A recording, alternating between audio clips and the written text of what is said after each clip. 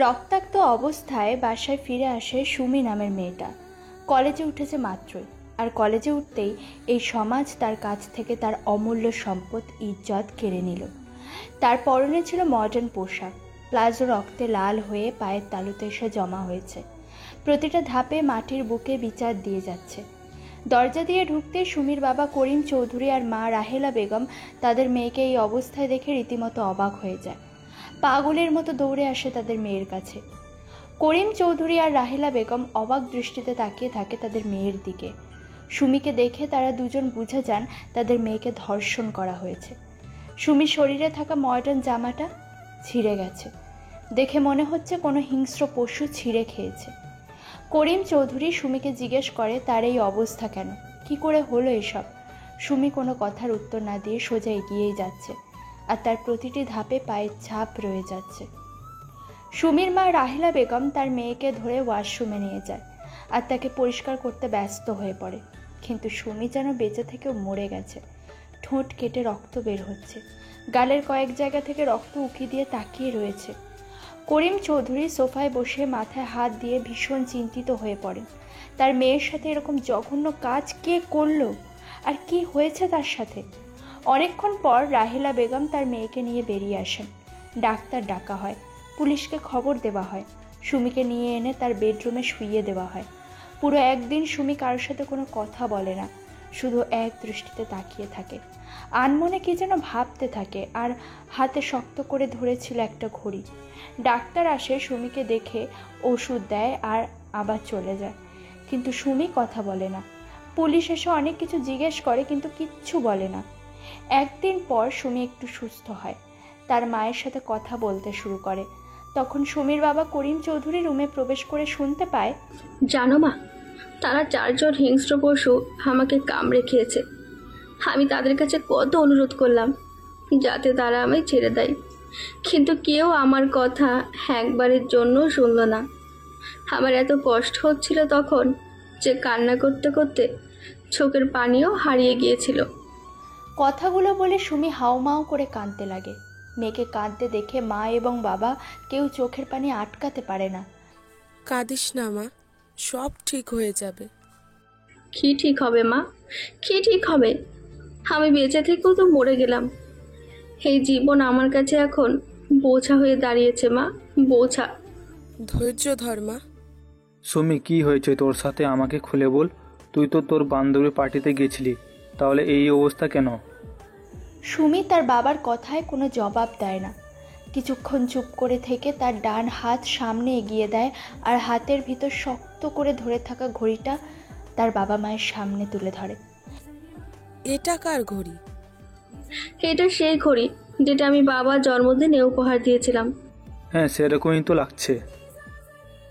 সেই 4 জন যখন আমায় বাসায় ফেলে দিতে আসছিল, তখন তাদের মধ্যে আরেকজন ছেলে কালো মাস্ক পরে আসছিল। চোখ মুখ ঠিক মতো দেখা যাচ্ছিল না, আর সে এটা আমার হাতে ধরিয়ে দিয়েছে। হতে পারে এটা তার। একই জিনিস তো পৃথিবীতে আরও অনেক আছে। একই জিনিস থাকতে পারে, কিন্তু এটা নয়। কারণ আমি তোমায় যেই ঘড়ি দিয়েছিলাম সেটার পেছনে খোদাই করে হ্যাপি বার্থডে বাবা লেখা, আর তারিখও লেখা ছিল, যেটা পৃথিবীর অন্য কোনো ঘড়িতে নেই। তাহলে এটা ওদের কাছে কী করে গেল? কয়েক মাস আগে গ্রামের বাসায় যাওয়ার সময় আমি নিজ হাতে তোমায় পরিয়ে দিয়েছিলাম। ওহ, মনে পড়েছে, গ্রামে এটা হারিয়ে গেছিল। তুই মন খারাপ করি বলে তোকে আমি বলিনি। তার আরেকটা কথা বলেছে, 7-এর মধ্যে 2 বিয়োগ। এই কথার মানে কি? তার মানে আমাদের বিজনেস শত্রু, আমি তাকে ছাড়বো না। এ কথা বলে করিম চৌধুরী সেখান থেকে বাইরে চলে আসে আর তার বিজনেস পার্টনারকে ফোন করে, আর শুনতে পায় তার মেয়েও 3 দিন আগে ধর্ষণ হয়েছে। পুরো শহরে ছড়িয়ে পড়ল এই খবর। পেপার, পত্রিকায় এবং বড় বড় নিউজ চ্যানেলে ব্রেকিং নিউজ হিসেবে প্রচার হচ্ছে। Breaking news! শহরে একই অবস্থা হয়ে গেল। দিনে দিনে ধর্ষণ হতেই আছে। প্রতিটা ধর্ষণের ঘটনায় ধর্ষক নিজে এসে মেয়েকে মেয়ের বাসার সামনে নামিয়ে দিয়ে যাচ্ছে। এবং ধর্ষণ তারাই হচ্ছে যারা দিনে রাতে বাসার বাইরে এবং বিভিন্ন নাইট ক্লাব, পার্টিতে রাতের পর রাত কাটায়। পুলিশ এখনও পর্যন্ত কোনো খবর পায়নি, তবে তারা যথেষ্ট চেষ্টা করে যাচ্ছে। বিস্তারিত আরও জানতে আমাদের সাথেই থাকুন। নিউজটা পুরো শহরে ছড়িয়ে পড়ে। ফেসবুক, ইউটিউব, এক কথায় পুরো ইন্টারনেট দুনিয়া ছড়িয়ে পড়ে। ছাত্র, শিক্ষক, পিতা মাতা সকলেই দেখছিল এই খবর এবং সব পিতামাতা তাদের মেয়েদের রাতে বের হওয়ার নিষেধাজ্ঞা চালু করে দেয়। স্কুল কলেজের ক্লাসে ক্লাসে শুধু একই কথা শিক্ষক বলছিল, সেটা হলো সবাই নিজের ইজ্জতকে রক্ষা করো আর সামাজিকভাবে জীবনযাপন করো।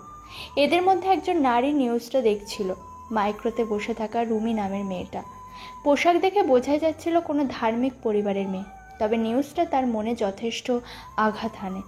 শহর জুড়ে আতঙ্ক সৃষ্টি হয়ে যায়, সবাই সাবধানতা অবলম্বন করে চলতে শুরু করে। রাতের পর রাত আর কোনো মেয়ে নাইট ক্লাবে থাকে না, তবে তারাই থাকে যারা নিজেকে অনেক সাহসী মনে করত। আর হবেই না বা কেন? বর্তমান দুনিয়াটাই তো স্মার্ট, তাহলে দুনিয়ার মানুষ তো স্মার্ট হবেই। তবে এই স্মার্ট দুনিয়ায় আনস্মার্ট কিছু ছেলে মেয়ে রয়েছে, যাদের চুলগুলো সুন্দর করে তেল দিয়ে ডান দিকে হেলানো, সাদা শার্ট আর কালো প্যান্ট পরিধানে, শার্টের বোতাম একদম সবকটা লাগানো, হাতের বোতাম লাগানো, চোখে বড় বড় চশমা, ভাঙাচোরা একটা সাইকেল। ভদ্র ছেলের কোনো কমতি নেই তাদের মাঝে। আর এভাবেই অফিসে যাচ্ছিল শাকিল নামের ছেলেটা। অফিসে আজ তার প্রথম দিন। ছোটোখাটো একটা কোম্পানিতে তার চাকরি হয়েছে, তাতেও অনেক পরিশ্রম করতে হয়েছে তাকে। অফিসে আজ প্রথম দিন বলে এমন ভদ্রতার নাম ধরে অফিসের দিকে রওনা হয়। শাকিলের বাসা থেকে অফিস কিছুটা দূর, তাই সাইকেল নিয়ে বের হয়েছে। হাজারো গাড়ির মাঝে সে সাইকেল চালিয়ে অফিসে চলে আসে। গ্যারেজের সামনে এসে সাইকেল থেকে নেমে সাইকেলটা গ্যারেজে রাখতে যাবে, এমন সময় একটা মেয়ের কণ্ঠ ভেসে আসলো। ওইদিকে রুমি মোবাইল ফোনে নিউজ দেখতে দেখতে অফিসে এসে পৌঁছে যায়, আর এসে তার গাড়ি পার্ক করার জায়গায় একটা ছেলে সাইকেল নিয়ে দাঁড়িয়ে আছে। এটা দেখে আওয়াজ দিয়ে বলে, এই যে মিস্টার ভদ্র। মামনি, আপনি কি আমায় ডাকলেন? এই ছেলে, আমি আপনার মামনি কবে হলাম? ও সরি আপু। শাকিল ডান হাতে চশমা ঠিক করতে করতে কথাটা বলে। শাকিলের বলা কথাটা রুমের কানে যেতে সে আরও রেগে যায়, তবুও নিজেকে সামনে নিয়ে নম্র কণ্ঠে বলে, এই যুগে কি এমন সিঙ্গেল মেয়েকে আপু বলতে হয়? আজব তো, মামনি বললেও দোষ, আপু বললেও দোষ, তো কি বলবো? শাকিলকে দেখে রুমি বুঝে যায় ছেলেটা একটু বোকা টাইপের, তাই তার সাথে একটা মজা করার জন্য রুমি মুচকে একটু হেসে বলে, অনেক কিছু বলার আছে, তুমি কি জানো না? না তো, আমি জানি না। না জানলে নাই। তুমি এখানে কেন সাইকেল রেখেছো? তো কোথায় রাখবো আপু? এবার রুমি একটু রেগে যায় আর রাগী কণ্ঠে বলে, তুই কি জানিস না এটা আমার গাড়ি রাখবার জায়গা? কই, জায়গাতে তো কারোর নাম লেখা নেই। আমি শুনেছি যার জিনিস তার নাম লেখা থাকে। দেখেন, আমার সাইকেলে বড় করে নাম লেখা আছে। বেশি কথা না বলে এখান থেকে এই ভাঙা সাইকেলটা নিয়ে অন্য কোথাও গিয়ে রাখ। কোথায় রাখবো? আমার মাথায় রাখ। আপনার মাথায় তো জায়গা কম। উফ, তুই কে রে ভাই? আমি একটা মানুষ। আমি কি বলছি তুই এলিয়েন? আমি এলিয়েন তো চোখেই দেখিনি। আমার অনেক ইচ্ছে এলিয়েন দেখার। তোর নাম কি? জি, আমার নাম শাকিল মাহমুদ। থাকিস কোথায়? ছোট্ট একটা ঘরের ভিতর ছোট্ট একটা খাট আছে, তার উপর সুন্দর করে বালিশ সহ সবকিছু আছে। আমি ওখানে থাকি। ভাই তোর পায়ে পড়ি, তুই ভেতরে যা। ওকে আপা। তারপর শাকিল সাইকেল অন্য জায়গায় রেখে ভেতরে চলে যায়, আর রুমি রাগী চোখে সাইকেলের দিকে কিছুক্ষণ তাকিয়ে থাকে, আর তারপর গাড়িটা পার্ক করে ভিতরে চলে যায়। শাকিল ভিতরে এসে তার জায়গাটা দেখিয়ে নিয়ে বসে পড়ে। একটু পর সেই অফিসার এক মেয়ে মিম শাকিলকে বসে থাকতে দেখে তার পাশে এসে দাঁড়ায়। শাকিল মিমকে দাঁড়াতে দেখে একটু সরে গেল। আজকে নতুন মনে হয়। জি, আমি আজকে নতুন জয়েন করেছি। তো কাজ করা বাদ দিয়ে বসে আছো কেন? কার আন্ডারে তুমি কাজ করবে? আসলে আমি এসবের কিচ্ছু জানি না। দেখি তোমার আইডি কার্ড। এই বলে মিম শাকিলের গলায় ঝুলিয়ে থাকা আইডি কার্ডটা টান দিয়ে দেখল। আরে আরে, তুমি তো আমার সাথেই কাজ করবে। জি মানে? আমার নাম মিম, আজকে থেকে তুমি আমার সাথেই কাজ করবে। আমি তোমার সিনিয়র। ও। এ কথা বলে শাকিল কিছুটা লজ্জা লজ্জা ভাব নিয়ে নিচের দিকে তাকিয়ে রইল। এটা দেখে মিম অবাক হয়ে জিজ্ঞেস করলো, কি ব্যাপার, এত লজ্জা পাচ্ছ কেন? আসলে আপামনি, থুকু, আপনাকে যে কি বলে ডাকি আমি। বুড়ো কুচকে মিমের দিকে তাকিয়ে মুখে একটু হাসি নিয়ে কথাটা বলল। তখন মিম একটু মুচকি হাসি দিয়ে বলল, কোনো ব্যাপার নয়, তুমি আমাকে আমার নাম ধরেও বলতে পারো। এ মা, কি বলেন? ছোটবেলায় মা আমায় বলতো যারা তোদের ওপর লেভেলে কাজ করে তাদের সবসময় স্যার অথবা ম্যাডাম বলে ডাকবি। আচ্ছা, তাহলে তুমি আমায় ম্যাডাম বলেই ডেকো। জি ম্যাডাম, ঠিক আছে। এবার বলো, তখন ওভাবে লজ্জা পেলে কেন? আসলে ম্যাডাম, আমি কখনো ভাবতেও পারিনি যে আপনার মতো এত সুন্দরী একটা মেয়ের সাথে আমি কাজ করার সুযোগ পাবো। পাম দিচ্ছ? তওবা তওবা, আপনি কি সাইকেলের টায়ার নাকি যে আপনারা পাম দেব? আপনি তো অনেক সুন্দরী, আমি এর আগে কখনো এমন সুন্দরী দেখিনি। আমাদের গ্রামের সব মেয়েরা তো আটা ময়দা মেখে সুন্দরী হয়, কিন্তু আপনি তো একদম আসল সুন্দরী, একদম অসরিয়ার মতো। তাই নাকি? থুকু, আমি ভুল বলছি। এখন যদি অসরিয়া থাকতো তাহলে নিশ্চয়ই আপনাকে দেখে হিংসে করতো। হয়েছে হয়েছে, এবার থামো। তুমি কি জানো এইসবের জন্য আমি তোমার বেতন কাটতে পারি? হায় আল্লাহ, আপনি আমার বেতন কেন কাটবেন? প্লিজ এমন করবেন না। আমার বেতনের টাকা না দিতে পারলে গ্রামে থাকা আমার পরিবার না খেয়ে মরবে। আরে আরে, এত ইমোশনাল হওয়ার কি আছে? আমি কাটতে পারি বলছি, কাটবো বলি নাই তো। দেখো, তুমি কোনো রকম বেয়াদবি করলে আমি বেতন কাটবো। এই রে, মনে হয় একটু বেশি হয়ে গেছে। হ্যাঁ, এবার নিজের কাজে মন দাও। কাজে কেমনে মন দিব? মন তো আপনাকে দেব। ফিস ফিস করে কি বলছো? জোরে বলো। আসলে আমি বলতে চাচ্ছি, কাজে মন কি করে দেব? আমি তো কিছুই জানি না। ও হ্যাঁ, আচ্ছা, আমি তোমায় কাজ দেখিয়ে এবং শিখিয়ে দিচ্ছি। তার আগে চলো আমাদের ম্যাডামের সাথে কথা বলে আসি। আপনি দিলে তো আমি সব সময় নেব। কি কাজ? কাজ আপনি দেখিয়ে দিলে আমি সব সময় দেখে নেব, দরকার পড়লে সারাদিন রাত। কেন কেন? রাতে কেন? আপনাদের মতো মেয়েদের সাথে সব ছেলেরাই থাকতে চাইবে, কিন্তু আমাদের মতো গরিব ছেলেদের তো আর আপনারা মনে বসাবেন না। তাই কাজ করার ওসিলায় আপনাদের সাথে সময় কাটাতে পারতাম। এইসব বাজে কথা বন্ধ করো আর মনোযোগ দিয়ে কাজ করো। আরেকটা কথা, আমি অন্য মেয়েদের মতো নয়। এবার চলো ম্যাডামের সাথে দেখা করে আসি। কোন ম্যাডাম? মালিকের মেয়ে। হো। তারপর মিম শাকিলকে নিয়ে চলে আসে। দরজায় নক করে তারা দুজন ভিতরে প্রবেশ করে আর রুমিকে দেখে শাকিল চমকে ওঠে আর বলে, আরে মামুনি, আপামনি আপনি? কি হচ্ছে কি? এসব কি বলতাছো? ইনি আমাদের কোম্পানির মালিকের মেয়ে রুমি শিকদার। ও, তাহলে আপামনি আপনি এহানের মালিক? এসব উল্টোপাল্টা ল্যাঙ্গুয়েজ বলা বন্ধ করো। আর কি বলতে চাও বলো। আসলে ম্যাম, এর নাম শাকিল মাহমুদ, আজকেই জয়েন করলো। জানি। আসলে একে কোন ডিপার্টমেন্টে দিবেন? ওর কার্ডে কি লেখা নাই? আর তাছাড়া তুমি যখন এত চেনো তাহলে তোমার আন্ডারেই রাখো যাও। Okay ma'am. এই যে মিস্টার শাকিল, অফিসে এসব ভাষা ইউজ করবেন না। ওকে ম্যাডাম টু। আরে চলো। একথা বলে মিম শাকিলের হাত ধরে টেনে বাইরে নিয়ে চলে আসে আর বাইরে এসে বলে, সব ঠিকঠাক আছে, এবার মন দিয়ে কাজ করো। আবার একই কথা বললাম তো আমি। কাজ জানো না তাই তো, আমি এখন শিখিয়ে দিচ্ছি, দেখো। Okay madam. আমার দিকে নয়, নিচের দিকে তাকাও। Sorry madam. তারপর শাকিল এক হাত দিয়ে চশমাটা ঠিক করে কাজে মনোযোগ দিল। মিম কয়েকটা কাজ দেখিয়ে দিল আর বলল এই কটা যেন আজকে শেষ করে দিতে। এটা বলে মিম চলে গেল আর শাকিল মনোযোগ দিয়ে কাজ শুরু করে দিল।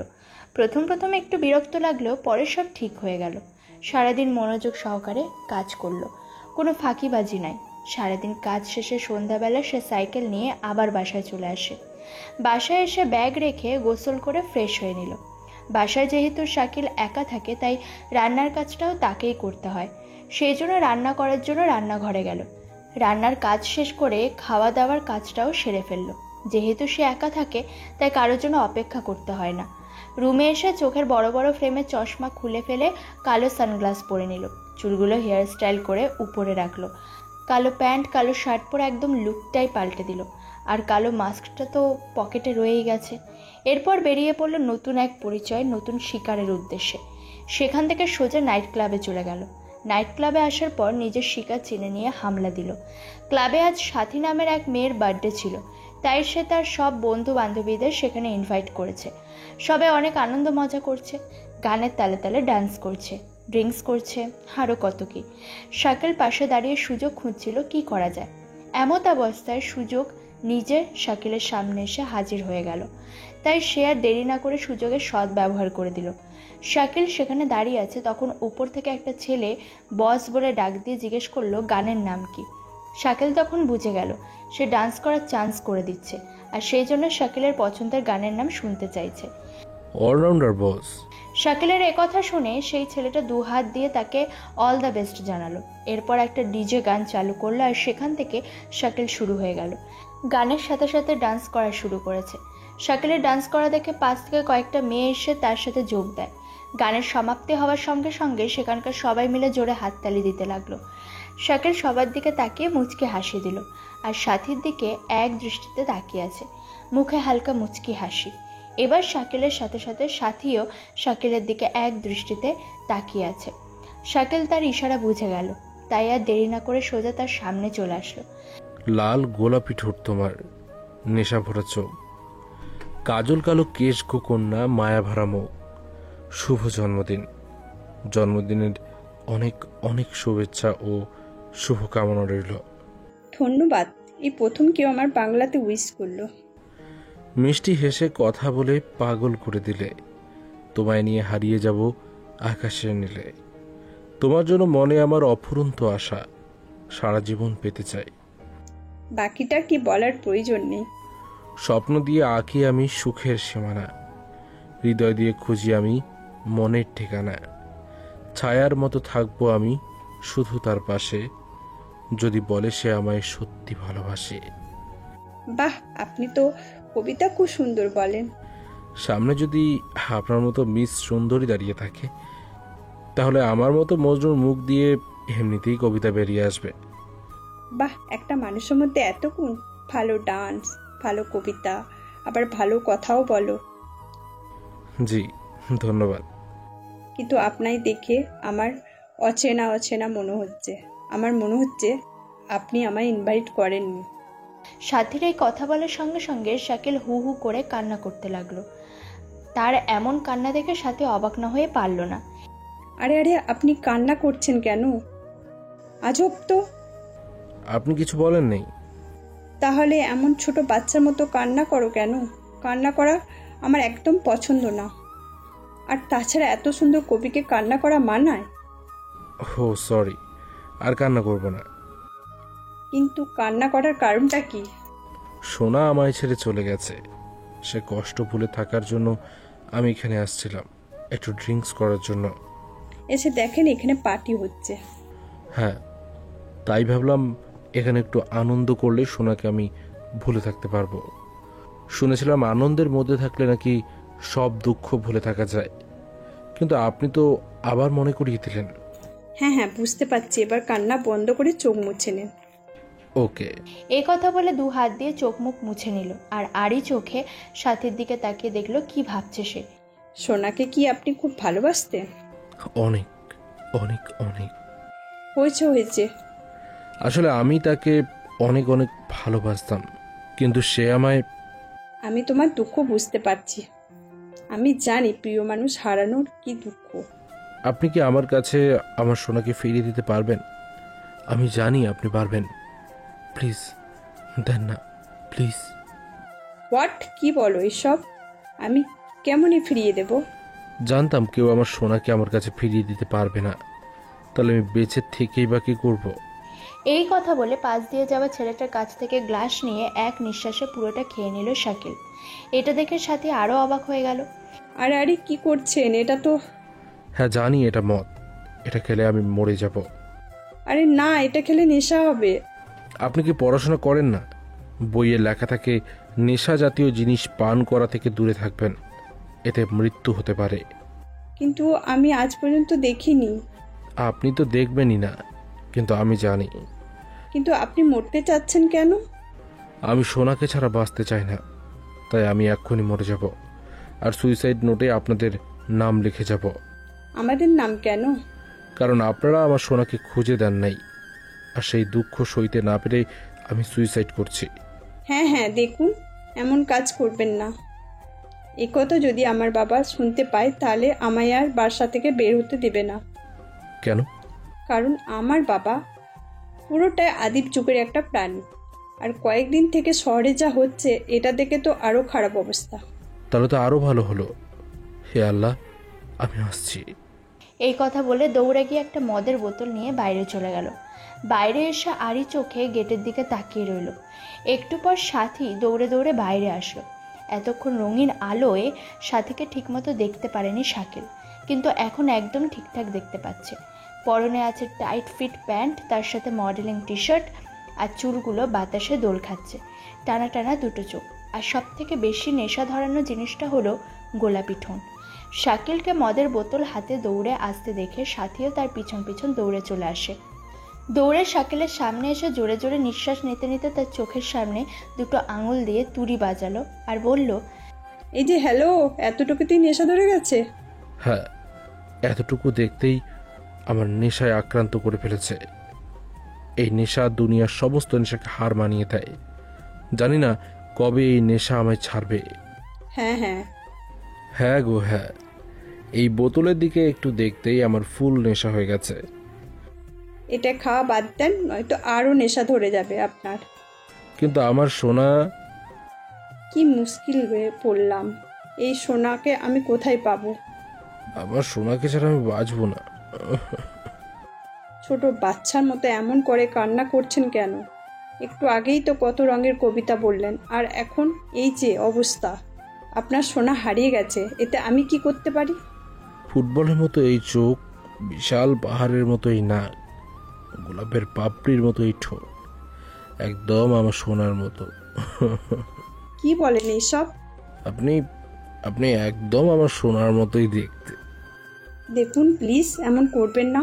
অনেক রাত হয়েছে, সবাই আমার জন্য অপেক্ষা করছে। আপনি বরং এখন বাসায় যান আর ঘুমিয়ে যান, তাহলে দেখবেন সব ঠিক হয়ে গেছে।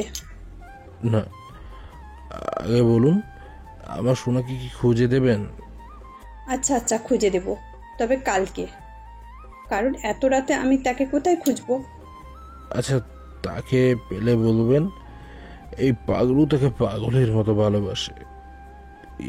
রাতে তার অপেক্ষায় থাকবে। আচ্ছা আচ্ছা, বলে দেব। এখন বাই। ফোন নাম্বার দাও তোমার। নেশায় মাতাল হয়ে গেছে, তবুও বুদ্ধি ঠিক আছে। কিছু বললা? না, নাও নম্বর। তারপর সাথে শাকিলকে নম্বর দেয় আর তারা একে অপরকে বিদায় জানিয়ে যে যার মতো রওনা হয়ে যায়। কিছু দূর এসে শাকিল শার্টের বোতাম খুলে দিয়ে বোতলটা মুখে ধরে পুরো বোতলটা খালি করে দেয় আর হাসতে হাসতে সেখান থেকে চলে যায়। আর সাথে একটু যাওয়ার পর আবার ঘুরে শাকিলের দিকে তাকিয়ে থাকে এবং সেই সময় তার মুখের এক কোণায় হাসির রেখা দেখা দেয়। হ্যান্ডসাম আছে, সোনার ভাগ্য খুবই খারাপ যে একে ছেড়ে চলে গেছে। সাথে হাসতে হাসতে এসব বলতে বলতে ক্লাবের ভিতরে আসে আর তার বন্ধুদের সাথে কথা বলে বাসার দিকে রওনা হয়ে যায়। চাঁদ মামা তার ডিউটি শেষ করে সূর্য মামাকে জাগিয়ে দিয়ে সে নিজে ঘুমিয়ে যায় আর সূর্য মামা টেনে আনে দিনের আলো। সকালে ঘুম থেকে উঠে ফ্রেশ হয়ে তার খাটের উপর দেওয়ালে লাগানো 7 জন শহরের বিশাল বিজনেসম্যানের ছবির দিকে তাকিয়ে থাকে, যেখানে সুমির বাবা করিম চৌধুরী সহ আরও 6 জনের ছবি ছিল আর তার ঠিক একটু নিচে তাদের মেয়ের ছবি লাগানো ছিল। উপরের 5 জনের ছবিতে ক্রস চিহ্ন দেওয়া আর নিচে তাদের মেয়ের ছবিতেও চিহ্ন দেওয়া। বাকি ছিল 2 জন, কালাম খান আর মীর জাফর, এবং তাদের ঠিক নিচে ছিল তাদের মেয়েদের ছবি। কালামের নিচে তার মেয়ে সাথী খান আর মীর জাফরের নিচে তার মেয়ে মিমের ছবি লাগানো আছে এবং তাদের ছবিতে গোল করে লাল কালি দিয়ে দাগ লাগানো, যার মানে খুব পরিষ্কারভাবে বোঝা যাচ্ছে এবার শাকিলের টার্গেটে এরা 2 জন রয়েছে। শাকিল এবার অফিসে যাওয়ার জন্য তৈরি হয়ে বেরিয়ে পড়ে। সেই ভদ্রতার বেশ ধরে রওনা দিয়ে দেয়, আজকে শিকারের লক্ষ্যে বেরিয়ে পড়ে। শাকিল এমনভাবে কাজগুলো করে যে এসবের মধ্যে কোনো ভুল থাকে না, যেটা সূত্র ধরে আইন কোনোভাবে অপরাধীকে ধরবে। পুলিশ তাদের সাধ্যমতো তদন্ত করেই যাচ্ছে, কিন্তু কোনো সূত্র তারা খুঁজে পাচ্ছে না। ক্রিমিনাল একের পর এক ক্রাইম করে যাচ্ছে, অথচ পুলিশ কিচ্ছু করতে পারছে না। সেজন্য নতুন একজন অফিসারকে এই কেসের দায়িত্ব দেওয়া হয়, যার নাম ছিল মারুফ খান। মারুফ খান আজকেই এসেছে থানায়। আসতেই সব পুলিশ তাকে স্বাগতম জানালো। মারুফ ভিতরে এসেই কেসের সাথে লেগে পড়ে। মারুফের অ্যাসিস্ট্যান্ট হিসাবে ছিল রহমান আলী। মিস্টার রহমান, এই কেসের সমস্ত ইনফরমেশন আমাকে দাও এক্ষুনি। স্যার, আপনি তো এখনই আসলেন, একটু রেস্ট করে তারপর না হয়। আমি এখানে কাজ করতে আসছি, রেস্ট নিতে নয়। আমার কাজ শেষ করে রেস্ট নেব। আইনের মান সম্মান নিয়ে টানাটানি শুরু হয়ে গেছে, আর আপনি আমার রেস্ট নিয়ে বলছেন? Sorry sir. যা বললাম সেটা করুন। আমার আন্ডারে যত অফিসার কনস্টেবল কাজ করবে তাদের সবাইকে এখানে রাখুন। Yes sir. মারুফ টেবিলের উপর বসে থেকে লাঠি দিয়ে পায়ের উপর ধীরে ধীরে আঘাত করছিল আর ভাবছিল কি করে এই কেস সমাধান করবে। এরই মধ্যে সমস্ত অফিসার মারুফের সামনে এসে হাজির হয়ে যায়। মারুফ তাদের সবার মুখের দিকে একবার করে তাকিয়ে দেখল। ওকে, এবার একে একে বলো এখানে কি হচ্ছে। মারুফ এ কথা বলার পর যে যার মতো করে উপস্থাপন করলো। শেষ পর্যন্ত ফলাফল হিসেবে মারুফ পুরো কাহিনীটা জানতে পারল। তোমাদের কথা অনুযায়ী অপরাধীরা কোনো চিহ্ন নেই? না স্যার, সে ক্রাইম এত নিখুঁতভাবে করে যে কোনো রকম চিহ্ন পাওয়া যায় না। অপরাধী যতই বড় হোক না কেন, একটা না একটা ভুল অবশ্যই করবে, আর এটাই নিয়ম। আচ্ছা, এটা বলো তার মূলত ক্রাইমটা কি? একটা মেয়েকে উঠিয়ে নিয়ে যেয়ে 4 থেকে 5 জন মিলে ধর্ষণ করে আবার বাসার সামনে নিয়ে এসে নামিয়ে দিয়ে যায়। তবে মেয়েদের কাছ থেকে জানা গেছে যে একজন আছে, সে শুধু ধর্ষণের আগে আর পরে আসে, মানে মেয়েকে বাসায় নামিয়ে দেওয়ার সময় আসে। তার মানে এর আসল লক্ষ্য ধর্ষণ করা নয়, এর আসল লক্ষ্য অন্য কিছু। যদি ধর্ষণ করা আসল লক্ষ্য হতো তাহলে সবার আগে সেই করতো, কিন্তু সেটা করে না। আর স্যার, এরা কালো ড্রেস আর মুখে মাস্ক পরে থাকে, যার ফলে কোনো মেয়ে এদের চিনতে পারে না। আচ্ছা, এখন পর্যন্ত যে 5টা মেয়ের ধর্ষণ করা হয়েছে তাদের কি মেডিকেল চেক আপ করা হয়েছে?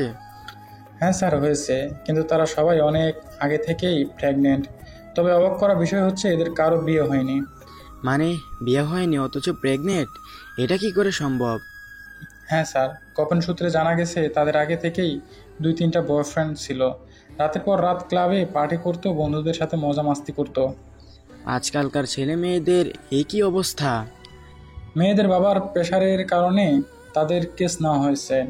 আচ্ছা শরীফ, তুমি খোঁজ নাও এই 5 জনের একে অপরের সাথে কি সম্পর্ক।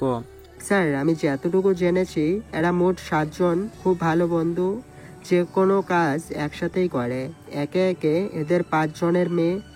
বুঝে গেছি, এখন আমাদের এই বাকি 2 জনকে গার্ড দিতে হবে। স্যার, আমরা অনেক কড়াভাবে গার্ড দিচ্ছি, কিন্তু জানি না কেমন করে কিভাবে নিয়ে যায়। গার্ড আরও বাড়িয়ে দিন। আচ্ছা তোমরা যাও, আমি আসছি। এই কথা বলে মারুফ একটু ফাঁকা জায়গায় এসে পকেট থেকে ফোনটা বের করে নম্বর ডায়াল করে কানের কাছে ধরল।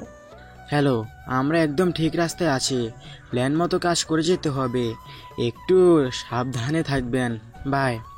কথাটা বলে মারুফ আশেপাশে তাকিয়ে পকেটে ফোনটা রেখে দিল আর তার বাকি কাজগুলো করতে লাগলো। এদিকে শাকিল সারাদিন অফিসের কাজ করে বাসার দিকে রওনা দিল। অফিসের কাজের সাথে সাথে তার কাজটাও করা হয়ে গেছে। রাস্তা দিয়ে হাঁটছিল, এমন সময় একটা মেয়ে এসে শাকিলের সাথে ধাক্কা লেগে মাটিতে পড়ে যায়। আর শাকিল হাত দিয়ে চোখের চশমাটা ঠিক করে তাকে ওঠানোর জন্য হাত বাড়িয়ে দেয়। মেয়েটা উঠে চলে যায়, কিন্তু শাকিল কিছু দূর আসার পর হাতের ভিতর থেকে একটা চিরকুট বের করে, যেটা মেয়েটা ওঠার সময় শাকিলের হাতের মধ্যে দিয়েছিল। শাকিল সোজা তার রুমে চলে আসে আর তার সাইকেল, ব্যাগ, চশমা সবকিছু খুলে ফেলে তার হাতে থাকা চিরকুট বের করে পড়তে শুরু করে। পুলিশ আমাদের প্ল্যান একটু হলেও জেনে গেছে, সামনে শিকার করতে একটু সাবধানতা অবলম্বন করতে হবে। চিরকুটটা পরে শাকিল হাসতে লাগে, হাতের মুঠের মধ্যে চিরকুটটা দুমড়ে মুচড়ে নেয়। আমার প্ল্যান পুলিশ কেন, পুলিশের বাবাও ধরতে পারবে না। এটুকু যখন জানতে পারছে তখন তো তার সাথে মোলাকাত করাই যায়।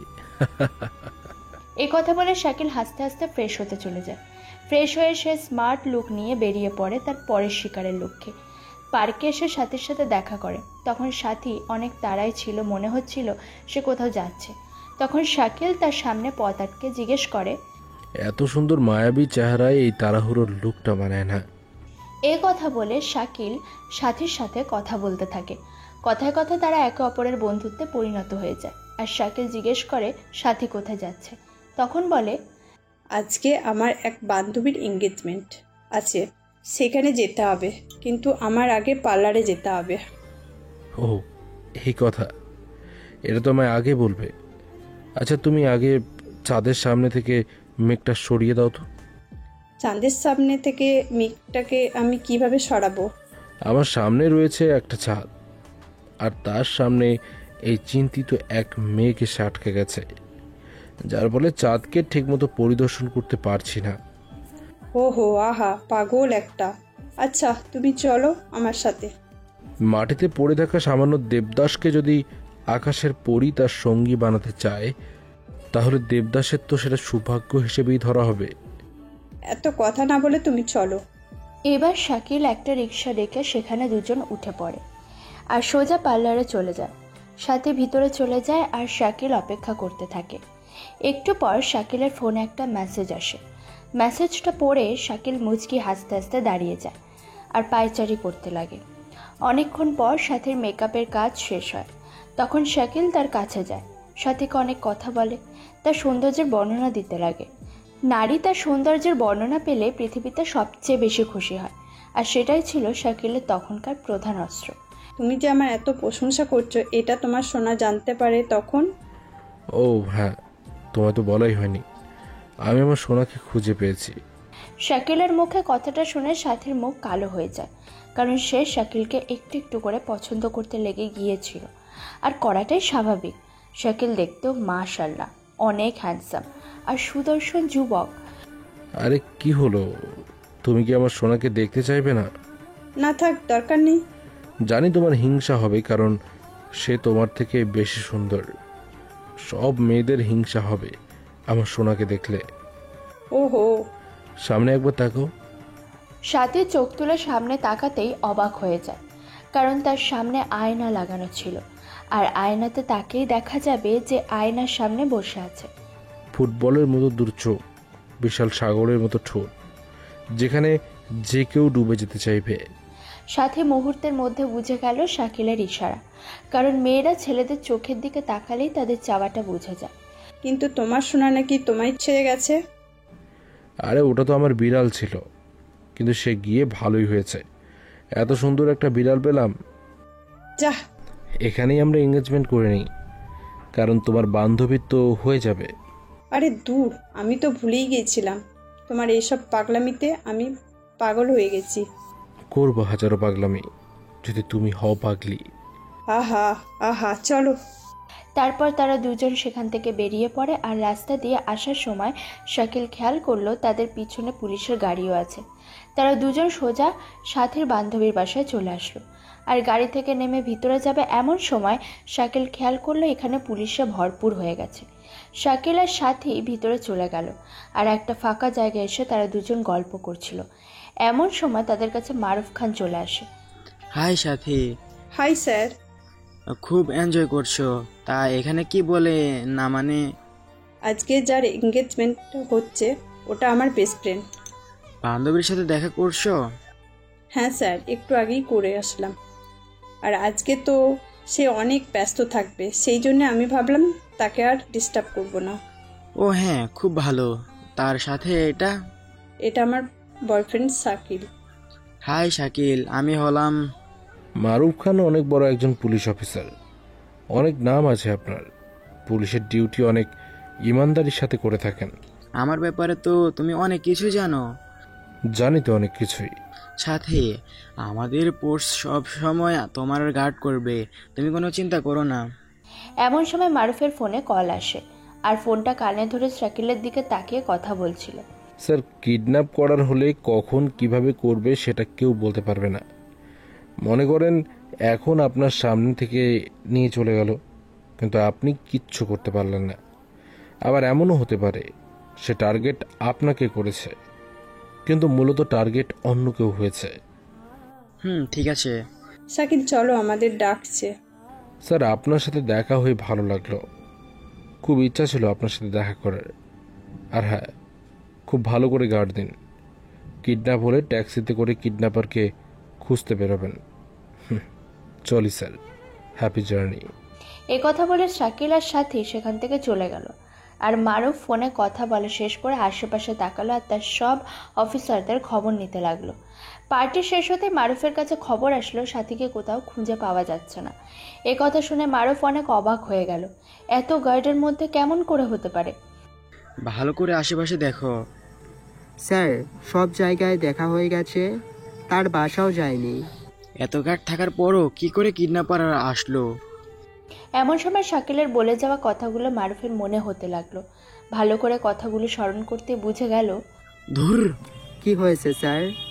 সে আমার সামনে দিয়ে মেয়েকে তুলে নিয়ে চলে গেল, আর আমি কিচ্ছু করতে পারলাম না। সে আমায় বলেও মেয়েকে নিয়ে চলে গেল। শিট! কি বলছেন স্যার? হ্যাঁ, আমার প্রথমে বললে আমার সামনে থেকে কিডন্যাপ হবে, কিন্তু আমি কিচ্ছু করতে পারবো না। দ্বিতীয় কথা বললো আমার উপর হামলা হবে, আর তৃতীয় কথা বললো কিডন্যাপ হওয়ার পর যেন আমি ট্যাক্সিতে করে যাই, কিন্তু তখন ফোনে ব্যস্ত থাকার কারণে তার কথা ঠিকমতো মনোযোগ দিতে পারিনি। ধুর। স্যার এই মুহূর্তে খবর আসলো মীর জাফরের মেয়ে মিমো কিডন্যাপ হয়েছে। শিট! একই সঙ্গে দুইটা মেয়েকে আমাদের চোখের সামনে থেকে উঠিয়ে নিয়ে চলে গেল, অথচ আমরা কিচ্ছু করতে পারলাম না। স্যার এখন কি করবেন? তার বলা অনুযায়ী তো কিডন্যাপ হলো, এবার আমার উপর হামলা হওয়া বাকি। আমার যে ট্যাক্সিতে করে যেতে বলেছে, রহমান তুমি এক কাজ করো। কি স্যার? তুমি আমার কার যে কোনো একটা ড্রাইভারকে দিয়ে অফিসে পৌঁছে দাও, আর একটা ট্যাক্সি নিয়ে আসো। Okay sir. এবার মারুফের কথা মতো তার কার একজন ড্রাইভারকে দিয়ে অফিসের দিকে রওনা দিয়ে দিল। আর একটা ট্যাক্সিতে মারুফ উঠে বসে কিছু দূর গিয়ে সবার চোখের আড়ালে নেমে গেল আর ট্যাক্সিকে অফিসে পাঠিয়ে দিল। মারুফ সেখানেই বসে থাকলো। সে দেখতে চাইছে এরপর কি হতে চলেছে। অনেকক্ষণ বসে থাকার পর তার কাছে খবর আসলো, স্যার আপনার কথা মতো আমি ট্যাক্সি আর কার দুটোর উপর নজর রাখতে বলেছিলাম। ট্যাক্সি ঠিকঠাক অফিসে পৌঁছে গেছে, কিন্তু কার রাস্তায় বিস্ফোরণ ঘটে আর গাড়ির সাথে সাথে ড্রাইভারও টুকরো টুকরো হয়ে যায়। তার মানে তার বলা প্রতিটি কথা সঠিক হলো, আমি তাকে ছাড়বো না। এমন সময় মারুফের ফোনটা বেজে উঠল। রিসিভ করে কানে ধরতেই ওপাশ থেকে শাকিলের কণ্ঠ ভেসে আসলো। হাই স্যার, ক্যা খবর হে? শাকিল, তুই আমার উপর হামলা করেছিস, আমাকে মারতে চেয়েছিস, তোকে আমি ছাড়বো না। ফিল্মি ডায়লগ বাদ দিয়ে একটু শান্ত হ। এত উত্তেজিতা শরীরের পক্ষে ভালো না। আমার উপর হামলা করে তুই অনেক বড় ভুল করলি, তোকে আমি ছাড়বো না। আরে গাধারাম, তোকে যদি আমি মারতেই চাইতাম তাহলে কার থেকে নেমে ট্যাক্সিতে কেন যেতে বললাম? আমি তোকে বাঁচাতে চাইছি রে। তুই যদি জানতি যে গাড়ি বিস্ফোরণ হবে তাহলে সেটা আমাকে কেন বললি না? দেখ ভাই, পুলিশের চাকরি বুদ্ধিমানের জন্য, আর তাই আমি তোর বুদ্ধির পরীক্ষা নিলাম। আমার বলে আসা কথা যদি তুই বুঝতে না পারতি তাহলে বুদ্ধিহীনতার পরিচয় দিয়ে মরতি। আর পুলিশের চাকরি বুদ্ধিহীন লোকের জন্য নয়, আর তাই তুই বুদ্ধিমানের পরিচয় দিয়ে বেঁচে গেলি। তোকে যদি আমি মারতেই যাইতাম তাহলে তখনই গুলি করে উড়িয়ে দিতাম, বুঝলি? তাহলে তুই চাস কি? প্রতিশোধ, চরম এক প্রতিশোধ, যেটা তুই সারা জীবনে কখনো দেখিস নাই। কিসের প্রতিশোধ? তোর উপর কোনো অন্যায় হলে সেটা আইনকে বল, আইন বিচার করবে। বিচার করার জায়গা যখন অবিচারে ভরে যায় তখন নিজেকেই বিচারক হিসেবে বিচার করতে হয়। বিচার আমারও ছিল, কিন্তু টাকার পেছনে দৌড়ানো এই দুনিয়া আমার বিচার করেনি। দেখ, অপরাধী যতই বড় হোক না কেন একদিন তাকে শাস্তি পেতেই হবে। তাই বলছি, এখনই আইনের কাছে নিজেকে আত্মসমর্পণ কর। এই অফিসার, তোর মুখ ভাঙা ভাঙা উপদেশ শোনার জন্য ফোন দিই নাই। তোকে শুধু এটুকু বলতে চাই, মরার ভয় করে সারাদিন ওখানে বসে না থেকে বাসায় যা। ওটা তোকে নয়, বরং আমাকে মারার প্ল্যান ছিল। এ কথা বলে শাকিল ফোন কেটে দেয় আর মোবাইল খুলে সিম কার্ড বের করে ফেলে দিয়ে সেখান থেকে চলে যায় তার ঠিকানা। মিম আর সাথীকে নিয়ে এনে শাকিল একটা পুরনো বিল্ডিংয়ের মাঝে বেঁধে রাখে, যেখানকার খবর কেউ জানে না। মিম আর সাথী যে কিডন্যাপ হয়েছে এটা তারাও এখনও পর্যন্ত জানে না, কারণ তারা বর্তমানে অজ্ঞান অবস্থায় রয়েছে। শাকিল আস্তে আস্তে তাদের জ্ঞান ফিরে আসে আর তারা নিজেকে বন্দি অবস্থায় আবিষ্কার করে। তখন তারা কিছুটা অবাক হয়ে যায়। একটু পর মিমার সাথে পুরোপুরিভাবে বুঝতে পারে তাদের সাথে ঠিক কী ঘটেছিল। এমন সময় শাকিল সেখানে এসে হাজির হয়ে যায়। শাকিল, তুমি আমাদের এখানে নিয়ে আসছো? ছি শাকিল, ছি। তোমায় ভুলে ভালা নিষ্পাপ ভেবে বিশ্বাস করেছিলাম, এমনকি ভালোবাসছিলাম, আর তুমি কিনা আমাকেই কিডন্যাপ করলে। ভালোবেসেছিলাম মানে? শাকিল আমাকে ভালোবাসে আর আমি তাকে ভালোবাসি? ওহ, তার মানে প্রেমের নাটকের সাথেও হয়েছে।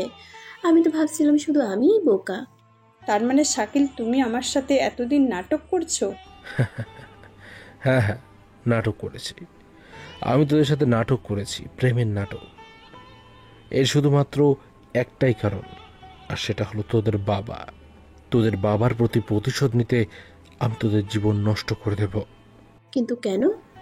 এসবের কৈফিয়ত আমি তোদের দিতে চাই না। তার মানে তুমিই সেই কিডন্যাপার?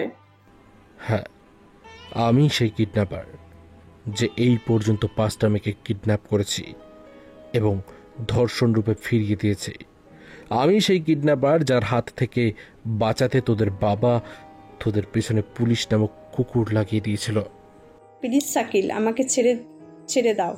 তুমি তো আমায় ভালোবাসো, তাই না? আরে রাখ তোর ভালোবাসা। দুদিন দেখাতেই ভালোবাসা তোদের কোত্থেকে তৈরি হয়ে বলতে পারিস? তোরা তো ভালোবাসার পবিত্রতা নষ্ট করছিস। তোদের কাছে ভালোবাসা মানে তো 2 দিন কফি খাওয়া, 3 দিনের দিন পার্কে বসে এটা সেটা করা, আর তারপর হোটেল রুম বুক করে ভালোবাসার প্রকাশ করা। এটাই তো তোদের ভালোবাসা, তাই না? শাকিলের কথা শুনে মিমার সাথে কোনো কথা বলল না। তখন শাকিল জোরে একটা নিঃশ্বাস নিয়ে নম্রভাবে বলল, চিন্তা করিস না, তোদের এই ভালোবাসা প্রকাশ করেই বাসায় পাঠানো হবে। এখন চুপচাপ হয়ে থাক, বেশি চিৎকার করে লাভ নেই। এখানে তোকে বাঁচাতে কেউ আসবে না। এ কথা বলে শাকিল সেখান থেকে চলে গেল।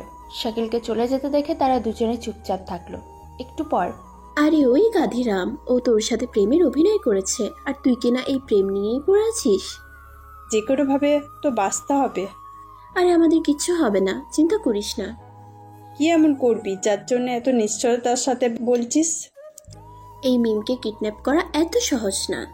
আমাকে কিডন্যাপ করেছে মানে শাকিল তার মৃত্যুকে দাওয়াত দিয়েছে।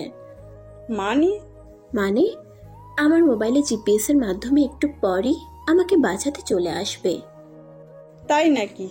কিন্তু আমার মোবাইল ওই রাক্ষসটার কাছে আছে, কোনো ব্যাপার নয়, রাক্ষসটাও তো এখানেই থাকবে। মিমার সাথে কথা বলতে থাকে, আর ওদিকে রুমি মিমকে খোঁজা শুরু করে দেয়।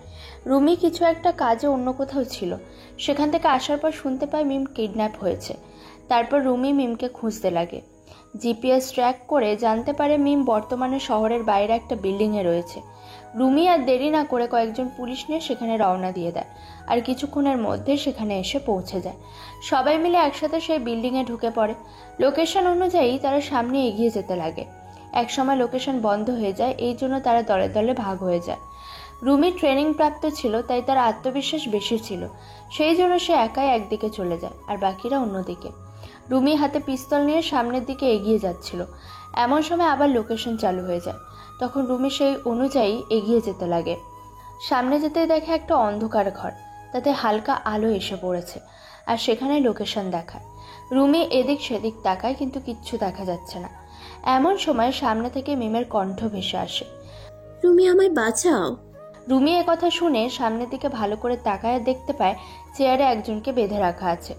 এবার রুমি আর দেরি না করে আস্তে আস্তে সেখানে যায়, আর চেয়ারের সামনে যেতেই দেখতে পায় চেয়ারের শাকিল বসে আছে, আর তার হাতে মোবাইল, যাতে মিমের কণ্ঠ রেকর্ড করে বাজানো হচ্ছে।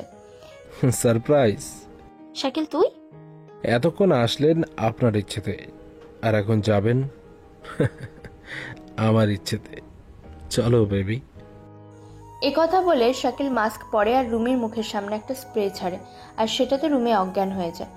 শাকিল এখানকার সব জায়গা চিনত, তাই সবার চোখের আড়ালে রুমিকে নিয়ে দৌড়ে সেখান থেকে বেরিয়ে চলে যায়। অনেকক্ষণ পর রুমির জ্ঞান ফিরে আসে, আর সে চারদিকে তাকিয়ে দেখে সে একটা ভাঙা রুমে আটকে আছে। লাফ দিয়ে দাঁড়িয়ে যায় আর চিৎকার করতে লাগে, শাকিল আমায় ছেড়ে দে বলছি, নয়তো ভালো হবে না। শাকিল। রুমি চিৎকারের আওয়াজ পাশের রুমে মিম আর সাথীর কান পর্যন্ত পৌঁছে যায়। তখন মিম চমকে ওঠে, এটা তো রুমি ম্যাডামের কণ্ঠ। রুমি আবার কে? যে আমাকে বাঁচাতে আসার কথা ছিল। তার মানে তাকেও ধরে নিয়ে আসছে। এখন কি হবে? আমরা কি কখনো বেরোতে পারবো না? না। রুমি ওদিকে চিৎকার করতেই থাকে। গলা ফাটিয়ে রুমি চিৎকার করতে লাগে। এবার রুমের দরজা খুলে শাকিলকে ভিতরে আসতে দেখে রুমি চুপ হয়ে যায়। কি রে, তুই কি কণ্ঠ চেক করছিলি নাকি? আসলে তোর এই আওয়াজে আমার স্বাদের ঘুমটা নষ্ট হয়ে গেল। এবার থেকে একটু আস্তে করে প্র্যাকটিস কর। তুই আমাকে কেন এখানে নিয়ে আসলি? ইস, এত জোরে চিৎকার করছিস কেন? আস্তে বলতে পারিস না? আমাকে ছেড়ে দে বলছি। এই তো, আস্তে কথা বল, কারণ মীর জাফরের মেয়ের এভাবে চিল্লানি মানায় না। মানে? অবাক হলি? আরে তুই কি ভাবছিলি তোর জায়গায় মিমকে বসিয়ে দিবি আর আমি বোকা হয়ে যাব? সাদিয়া আক্তার রুমি থেকে শুধু রুমি, আর মিম থেকে সাদিয়া আক্তার মিম। সব ডকুমেন্টসে তো সাদিয়া নাম ছিল, সেটা বুঝলাম, কিন্তু ফটো কি করে চেঞ্জ করলি বলতো? কি বলছিস? আরে বল বল, আমিও একটু শিখে রাখি। পুলিশের সাহায্য নিয়ে? প্ল্যানটা খুব সুন্দর ছিল, আমার পছন্দ হয়েছে, কিন্তু একটা জায়গায় মিস্টেক করেছিস। কি? সবকিছু পাল্টে দিলেও তোর বাসা থেকে তোর ফটোটা পাল্টে দিস নাই। তুই আমার বাসায় কেন গেলি? আমার প্রথম প্রতিশোধ নেওয়ার জন্য গিয়েছিলাম, শুধু তোর নয়। এই 7 জনের বাসায় গিয়েছি আর আমি আমার প্রতিশোধ নিয়েছি। দিনের পর দিন ক্রাইম করে তুই কিসের প্রতিশোধ নিচ্ছিস? এখনো সময় আছে, পুলিশের কাছে আত্মসমর্পণ কর। চুপ, একদম চুপ। বেশি জ্ঞান দিতে আসবি না। জ্ঞান দেওয়া মানুষ আমি একদম পছন্দ করি না।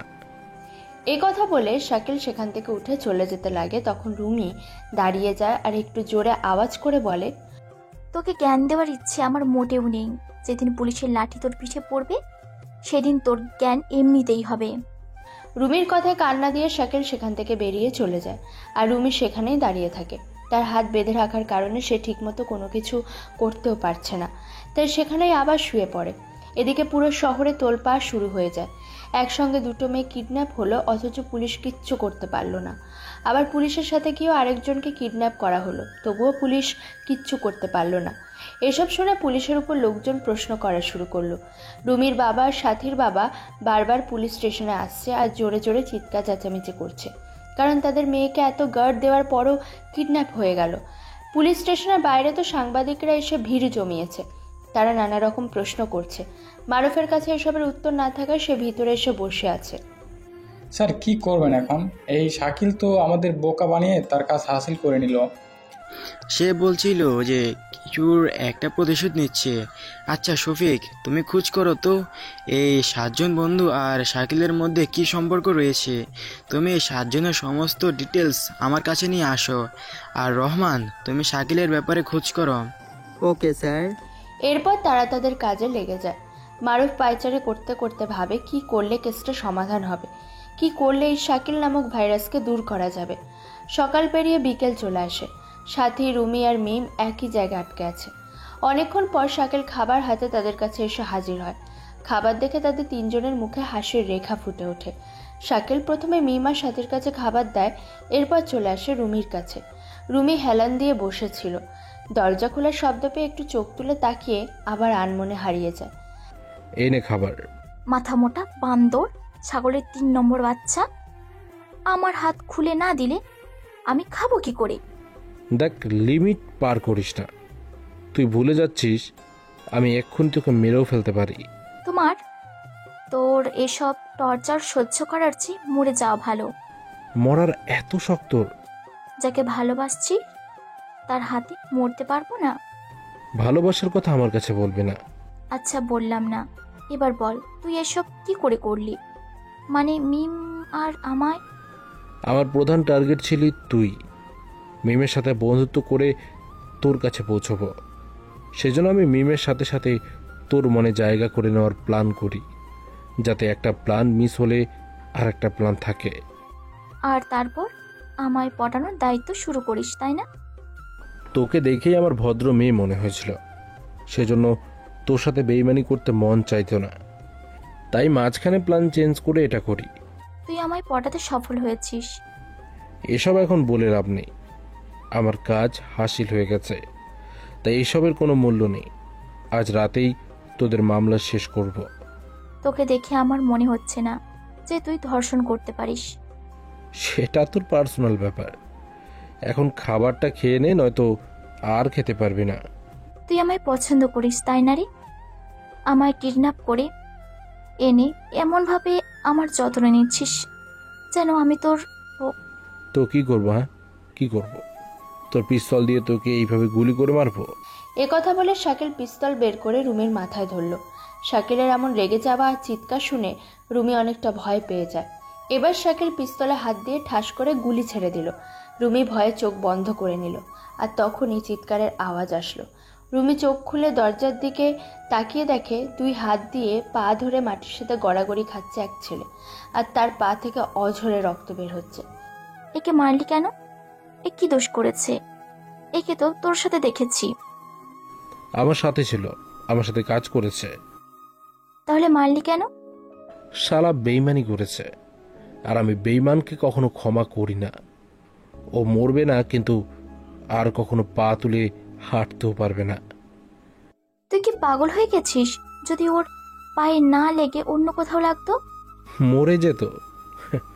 তোর কি কোনো সমস্যা? সমস্যা থাকলে বল, তোকে উপরে পাঠিয়ে দিই। দেখ, তুই মানুষ খুন করতে পারিস না। খুন করা মহাপাপ। আমি খুন করলে মহাপাপ, আর তোর বাবা খুন করলে কি মহাসওয়াব? বল।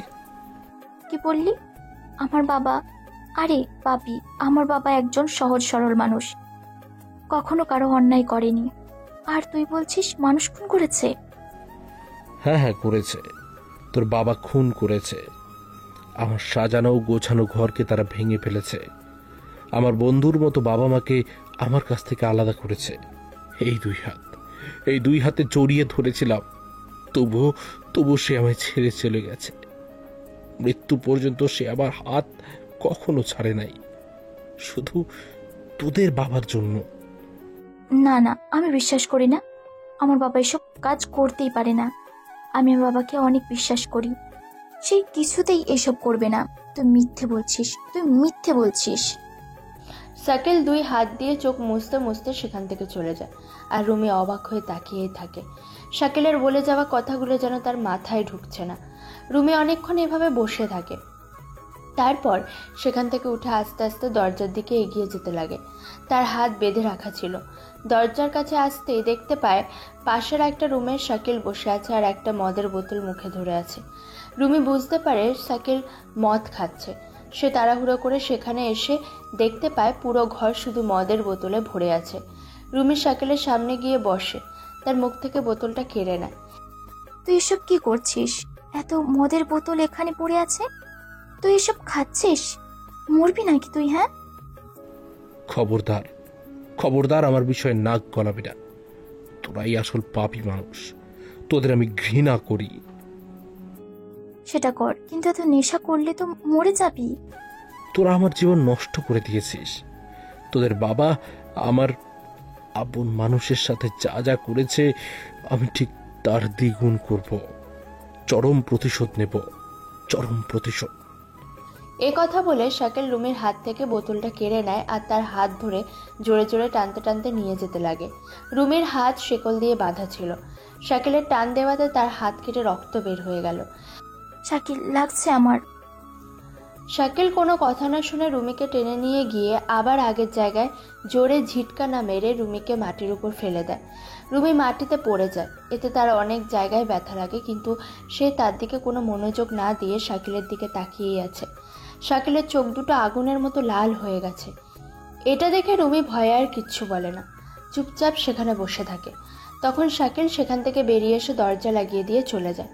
শাকিলের এমন ভয়ঙ্কর আচরণে রুমি অনেক ভয় পেয়ে যায়। দরজার দিকে এক দৃষ্টিতে তাকিয়ে থাকে। এবার তার হাতের দিকে তাকিয়ে দেখে হাত কেটে রক্ত বের হচ্ছে, কিন্তু সে কিচ্ছু করলো না, এক দৃষ্টিতে তাকিয়েই আছে। রুমির বাবা চারদিকে খুঁজতে শুরু করে দেয়। অনেক গুন্ডা মাস্তান ভাড়া করে, সব জায়গার পুলিশকে খবর দেয়। টাকাওয়ালা মানুষ হলে যা হয় আর কি। পুলিশ স্টেশনে মারুফ খান কোনো কিছু করতে না পেরে শুধু পায়চারি করতে থাকে। তখনই শফিক এসে হাজির হয়ে যায়। হ্যাঁ শরীফ, বলো। এই সাজন সব জায়গায় একসঙ্গে যায়, কাজ করে। তারা প্রায় সময় বাইরে ঘুরতে যায়। এই বছর বা শেষবারের মতো কোথাও ঘুরতে গিয়েছিল? তেমন কোথাও ঘুরতে যায়নি। কয়েক মাস আগে তারা 7 জন পরিবার সহ গ্রামে ঘুরতে গিয়েছিল। সেখান থেকে আসার পর আর কোথাও যায়নি তারা। গ্রামে কার বাসায় যায় আর কতদিন থাকে? এই 7 জনের স্ত্রীদের কাছ থেকে জেনেছে তারা 10 দিনের ছুটি কাটাতে সেখানকার মন্ত্রীর বাসায় গিয়েছিল। মন্ত্রী তাদের আত্মীয় লাগে, কিন্তু 5 দিন পরেই তারা ফিরে এসেছে। 10 দিনের জন্য গেল আর 5 দিন পর চলে আসলো। আচ্ছা, আর কিছু? স্যার, গত মাসে তারা অনেক দিন হাসপাতালে কাটান। সবাই একসাথে? জি স্যার, তবে একদিন পর পর ভর্তি হয়েছিল তারা। এই যে ভর্তি ফর্ম। কি কারণে ছিল? স্যার, খবর পেয়েছি তারা গত মাসে তাদের যৌবন শক্তি হারান। কি বলছো তুমি? একসাথে 7 জন কি করে? ডাক্তারের কাছ থেকে খবর পেয়েছি তাদের শরীরে এক প্রকার বিষ দেওয়া যায়, যার কারণে তারা অল্প বয়সে যৌবন শক্তি হারান। রহমান কই? আসছি স্যার। বলো, কি খবর? স্যার, শাকিল গ্রামের ছেলে। তাদের পরিবার নিয়ে গ্রামে বসবাস করত, কিন্তু বাসায় আগুন লাগার কারণে তাদের সকলের মৃত্যু হয়, কিন্তু যে কোনোভাবে শাকিল বেঁচে যায়। ডেট কত ছিল? 6 ফেব্রুয়ারি। আর এরা 7 জনের ভবিষ্যৎ হারায় কত তারিখ? 6 এপ্রিল। আঙ্গুল লেগে পরিবার মারা যায়, তার ঠিক 2 মাস পর এই 7 জন তাদের যৌন শক্তি হারায় এবং তার ঠিক 1 মাস পর থেকে মেয়ে কিডন্যাপ হতে শুরু করে। শরীফ, এদের মধ্যে কি কিছু একটা মিল পাচ্ছ? হ্যাঁ স্যার, দুটো বিষয় মিল রয়েছে। তাদের যৌবন হারানো আর মেয়েদের ধর্ষণ হওয়া দেখে বোঝা যাচ্ছে। শাকিলের পরিবারে এমন কিছু একটা হয়েছিল যার জন্য শাকিল এই যৌবনের দিকে এত শত্রুতা। আচ্ছা রহমান, তুমি খোঁজ নাও শাকিলের এলাকায় কোনো ধর্ষণ বা ধর্ষণ করার চেষ্টার হামলা বা এমন কিছু পাও কিনা। Okay sir. এ কথা বলে মারুফ সেখান থেকে বেরিয়ে চলে যায় আর শরীফ এবং রহমান তাদের কাজে লেগে যায়। শহরে বর্তমান 3টি দল হয়ে গিয়েছিল। শাকিল তার কাজ করছে, মারুফ তার টিম নিয়ে কাজ করছে, আর রুমি, সাথী এবং মিমের বাবারা গুন্ডা মাস্তান ভাড়া করে তাদের খুঁজছিল। শাকিল সবার চোখের আড়ালে কোথায় আছে এটা কেউ জানতো না।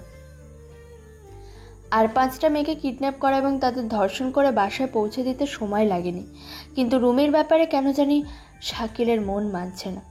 এই বেইমানের দুনিয়ায় রুমি কেমন যেন আলাদা একটা মেয়ে, সবার থেকে আলাদা। শাকিল যাদের জীবন নষ্ট করেছে তারাই এতদিন সমাজের জীবন নষ্ট করছিল, কিন্তু শাকিল একজন ভদ্র আর সুন্দর মনের নারীর সাথে এসব করতে একটু হলেও বাধা পাচ্ছে। রুমি মন খারাপ করে বসে আছে, হাত থেকে রক্ত মাটি পর্যন্ত পৌঁছে গেছে, কিন্তু সেদিকে তার কোনো খেয়াল নেই। এমন সময় দরজা খুলে ভিতরে আসলো শাকিল। শাকিলকে দেখে রুমি একটু নড়ে চড়ে বসলো। তখন শাকিল এসে রুমির সামনে বসে। রুমি শাকিলের দিকে এক দৃষ্টিতে তাকিয়ে আছে। শাকিল রুমির হাতের বন্ধন খুলে দেয় এবং পাশ থেকে খাবারটা হাতে তুলে নিয়ে রুমির সামনে ধরে বলে, খেয়ে নিন। খাবো না। না খেয়ে থাকলে মরে যাবেন, আর আমি চাই না আমার নামে হত্যার মামলা হোক। কুত্তা, বাঁদর, হাতি, হনুমান, আমি খাবো না। তোর কি? দেখ, বেশি রাগ উঠাবে না, ভালোই ভালোই বলছি খেয়ে নে, নয়তো কি করবি? হ্যাঁ, কি করবি? মেরে ফেলবি? মার, মেরে ফেল আমায়। না খেলে নাই। আমার হাতে ব্যথা। এবার শাকিল পানির বোতল হাতে নিয়ে হাত ধুয়ে নেয় আর বলে, নে, আমি খাইয়ে দিচ্ছি। এটা শুনে রুমি ছোট বাচ্চার মতো খুশি হয়ে যায় আর শাকিলের দিকে এগিয়ে এসে হা করে। তখন শাকিল একটু খাবার নিয়ে তাকে খাইয়ে দেয়। আমার মন বলছে তুই কোনো খারাপ কাজ করতে পারিস না। বেশি কথা আমি পছন্দ করি না। আচ্ছা, তুই কি আমায় পছন্দ করিস? ফাউল কথা বলবি না। তাহলে আমায় কিডন্যাপ করে নিয়ে এনে এত আদর যত্ন করছিস, আবার নিজের হাতে খাইয়ে দিচ্ছিস। তোর কথা বলাটা আমার ভালো লাগে। কোন একজন ঠিক তোর মতো করেই আমার সাথে কথা বলতো। সকালে তার কথা না শুনলে ঘুম ছুটতো না, রাতে না শুনলে ঘুম আসতো না। কে সেটা? আর আমার বাবারা তোর সাথে কি করেছে? কেন তুই এসব করছিস? প্লিজ বল না। এগুলো তুই শুনে কি করবি? প্লিজ বল, আমায় তো মেরেই ফেলবি। তার আগে বল না তোর সব কিছু, দেখি আমি কি তোর দুঃখের ভাগ নিতে পারি কিনা। তোদের মতো আমারও একটা ছোট্ট পরিবার ছিল, বাবা, মা আর আমি। আর আমার ছোটবেলার বেস্ট ফ্রেন্ড ছিল তিশা। সবাই বলতো ছোটবেলা থেকেই নাকি আমাদের দুজনের নারী একসঙ্গে বাঁধা রয়েছে। যেখানেই যেতাম দুজনে একসঙ্গে, যা করতাম দুজনে একসঙ্গে। মেয়ে বন্ধু? তোদের মতো এতটা নোংরা মন আমার ছিল না। আমাদের মধ্যে বন্ধু ছিল, শত্রু ছিল, ভালোবাসা ছিল, ঘৃণা ছিল। তার মানে তোরা? আমাদের দুজনের মধ্যে আমি সব থেকে বেশি ঘুমাতে পছন্দ করতাম। খুবই অলস ছিলাম আমি, সব সময় ঘুমিয়ে থাকতাম। প্রতিদিন সকালে তিশা আমাকে ঘুম থেকে উঠিয়ে সে আমার খাটে শুয়ে থাকতো আর আমি ফ্রেশ হতাম। আমার এসব কাহিনী শুনতে ভালোই লাগে, তাই এত সংক্ষিপ্ত না করে একটু বর্ণনামূলক আলোচনা কর। তাহলে চল অতীতে ফিরে যাওয়া যাক। অতীত। প্রতিদিনের মতো সেদিনও আমি শান্তি মতো ঘুমাচ্ছিলাম। তখন কানের কাছে আওয়াজ আসলো, এই কুত্তা, কে রে কুত্তা, ওঠ। আমি কবে কুত্তা হলাম? হায় আল্লাহ, আমি তো লবণ চুরি করছি নাকি গোলমরিচ যে আমায় এই বয়সে কুত্তা বানিয়ে দিলে? আমি তো আজ অবধি কোনো মেয়ে পটাতে পারিনি, বিয়ে তো দূরের কথা। আল্লাহ গো, এটা কেমন বিচার, কেমন বিচার! শালা কুত্তা, কি সব বলিস? হ্যাঁ না, এটা আমি সইতে পারবো না। এখন সবাই আমায় কুত্তা ডাকবে, শিয়াল মামাকে তাড়ানি দিতে হবে। না। এবার চোখে মুখে পানি পড়ল। আমি জোরে জোরে চিল্লানি দিয়ে বললাম, আল্লাহ গো, মনে হয় শিয়াল মামু হিসু করছে। আল্লাহ রে, এই অলসকে নিয়ে আমি কি যে বিপদে পড়েছি। আরে ওই গাধা, হুশে আয়, আমি তিশা।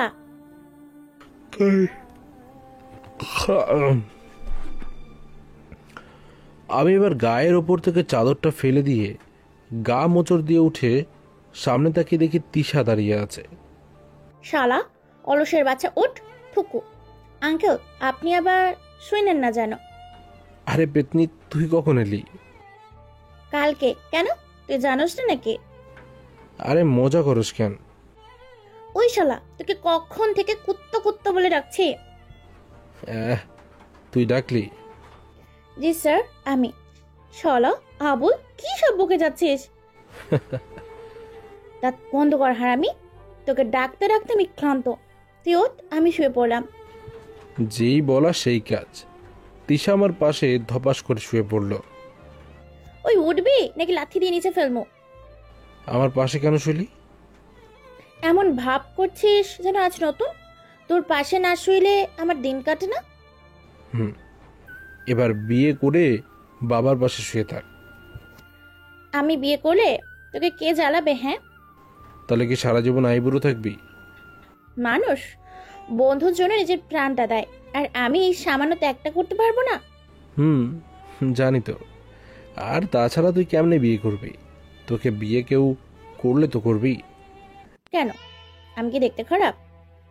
না, তেমন কিছু না। তোর থেকে আমাদের পাড়ার কুত্তিটাও ভালো আছে। তোকে তো আজ আমি। একথা বলি তিশা লাথি দিয়ে আমায় খাটের নিচে ফেলে দিল। আউচ! নিচে ফেললি কেন? যা ফ্রেশ হয়, নয়তো এবার ডাস্টবিনে ফেলবো। আমি আর কিছু না বলে ফ্রেশ হতে চলে যাই।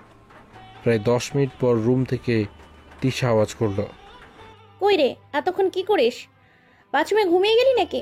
দাঁড়া, আমি আসতেছি। আরে না না, আসিস না, আমার হয়ে গেছে। তারপর বাইরে আসলাম। কিরে, আজ উল্টোটা হলো কেন? কিসের উল্টো? অন্যদিনে শোয়ার সাথে সাথে ঘুমিয়ে যাস, আর এখনো ঘুমাসনি। তুই নাস সেই জন্য। মাথা। কচু। তোর মাথা। না, তোর মাথা। না না, তোর মাথা। না, আমি বলছি তোর মাথা। না, আমি বলছি তোর মাথা। ব্যাস, শুরু হয়ে গেল কোথা থেকে বালিশ পেটানো। আমাদের ইন্ডিয়া ভারত মহাযুদ্ধের আওয়াজ শুনে আম্মু চলে আসলো। এই সকাল সকাল বালিশ নিয়ে মারামারি কেন করছিস? আমি আর তিশা একই সঙ্গে আম্মুকে সব বললাম, কিন্তু আমার কাছে আমি নির্দোষ, আর তিশার কাছে সে নির্দোষ। এই ছোট ছোট বিষয় নিয়ে তোরা সবসময় ঝগড়া কেন করস বলতো? এত বড় হয়ে গেলি, তবুও তোদের ঝগড়া করার অভ্যাস গেল না। ও আগে লাগবে কেন? তোর মতো কুত্তার সাথে লাগতে আমার বই গেছে। যা সর আমার বাসা থেকে। তোর বাসা নাকি রে যে আমি যামু? আমার না তো কার, তোর। না, আমার বেস্টুর বাসা। তুই যা সর। তুই যা হাট। আমাদের ঝগড়া শুনে আব্বু চলে এলো। কি ব্যাপার, এরা ঝগড়া করে কেন? আর এই যে গিন্নি, আপনি দাঁড়িয়ে দাঁড়িয়ে কি তামাশা দেখছেন? দুজন দেখো একদম ছোট বাচ্চার মতো ঝগড়া করতেছে। হায় খোদা, আরে ঝগড়া থামানো বাদ দিয়ে ঝগড়া শুনতেছে। প্রতিদিন এদের ঝগড়া থামাতে থামাতে বিরক্ত হয়ে গেছি, আর ভাল লাগে না। এই তোরা থাম, কি শুরু করেছিস? হ্যাঁ, তোরা কি ছোট বাচ্চা নাকি? এত বড় হয়ে গেছিস তবু এসব করতে হবে? মেয়েটা তোকে ডাকতে আসছে আর তুই ওর সাথে ঝগড়া লেগে গেছিস? লজ্জা করে না? লজ্জা করে না তোর এই বয়সে ছোট বাচ্চার মতো সামান্য কথা নিয়ে মারামারি করতে? আব্বু ইচ্ছে মতো বকাবকি করে চলে গেল। আমি খাটের উপর গিয়ে বসলাম। আমার পাশে অতীশা বসলো। আমার জন্য একটা ছেলেকে বকা শুনতে হলো, তাকে আমি সরি বলছি। আমার জন্য একটা মেয়েকে বকা শুনতে হলো, তাকে আমি সরি বলছি। তারপর দুজন দুজনের দিকে তাকিয়ে সেই হাসি। কুত্তা, কটা বাজে দেখেছিস? 10:30। এই জন্যই না খুব রাগ ওঠে। যখন তোর সাথে থাকি তখন মনে হয় সময়ের স্পিডের বেড়ে যায়। দুর্গাদি, কলেজের সময় তো পার হয়ে গেছে, এখন কি করবি? চল আজকে তেঁতুল খেতে যাই। কোথায়? তোর 5 নম্বর জিএফের বাসায়। রুমির বাসায়? ওদের গাছে তেঁতুল খুব সুন্দর। ওকে চল। তারপর দুজন নিচে আসলাম, রওনা হলাম রিমার বাসায়। রাস্তা দিয়ে যাচ্ছি, হঠাৎ রাস্তার পাশে একটা সুন্দরী মেয়ে বসে আছে। উফ, আমার তো মনের ভেতর লাড্ডু ফুটছে। পেতনি, শোন না। বল। ওই দেখ কি সুন্দর মেয়েটা। না, যাবি না। তুই যা, আমি ওটা আসছি। দেখ কুত্তা, যাস না, এইদিকে তোর 8টা হয়ে গেছে। তো কি হয়েছে? আরো একটা যোগ হবে। আমায় ছেড়ে গেলে কিন্তু ভালো হবে না। ভাই আচ্ছা যা, আমি দোয়া করলাম ওই মেয়েটার থাপ্পড় খেয়ে আবার আমার কাছে ফিরে আসতে হবে। শকুনির দোয়ায় গরু মরে না। আজ মরবে, যা বলে দিলাম। ভাই তারপর চলে গেলাম মেয়েটার কাছে।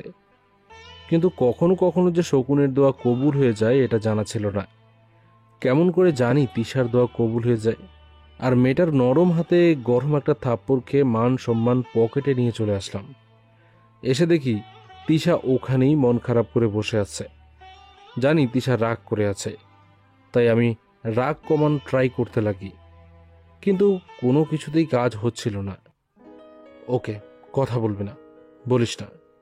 এই রাস্তা দিয়ে গাড়ি যাচ্ছে, আমি গাড়ির নিচে পড়ে মরব। এমন সময় আমার গালে আরও একটা নরম হাতের স্পর্শ পেলাম। তিশা আমায় থাপ্পড় মেরে রাগী চোখে তাকিয়ে আছে, কিন্তু তার চোখে পানি স্পষ্ট দেখা যাচ্ছে। তুই কথা না বললে কি করব? কান ধরে বল, আর কোনো মেয়ে দেখলে আমায় ছেড়ে যাবি না। এই তো কান ধরে বলছি, আর কোনো মেয়ের পিছনে যাব। কি কি কইলি? সরি, যাবো না।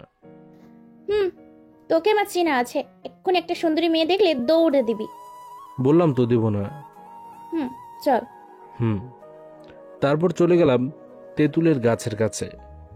আমি গাছে উঠে তেঁতুল নামিয়ে দিলাম, আর তিশা খেল। তার সাথে আমিও একটু খেলাম।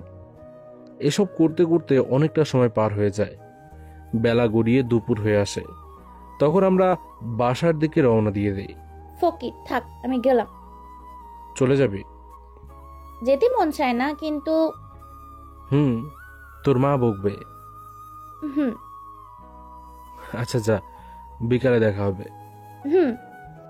তারপর দুজন দুই দিকে চলে যাই।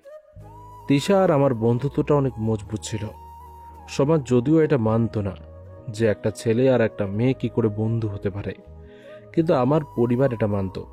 ছোটবেলা থেকেই আমি তিশাকে অনেক ভালো বন্ধু মনে করতাম, কিন্তু তিশা আমায় কি মনে করতো সেটা আমি জানতাম না।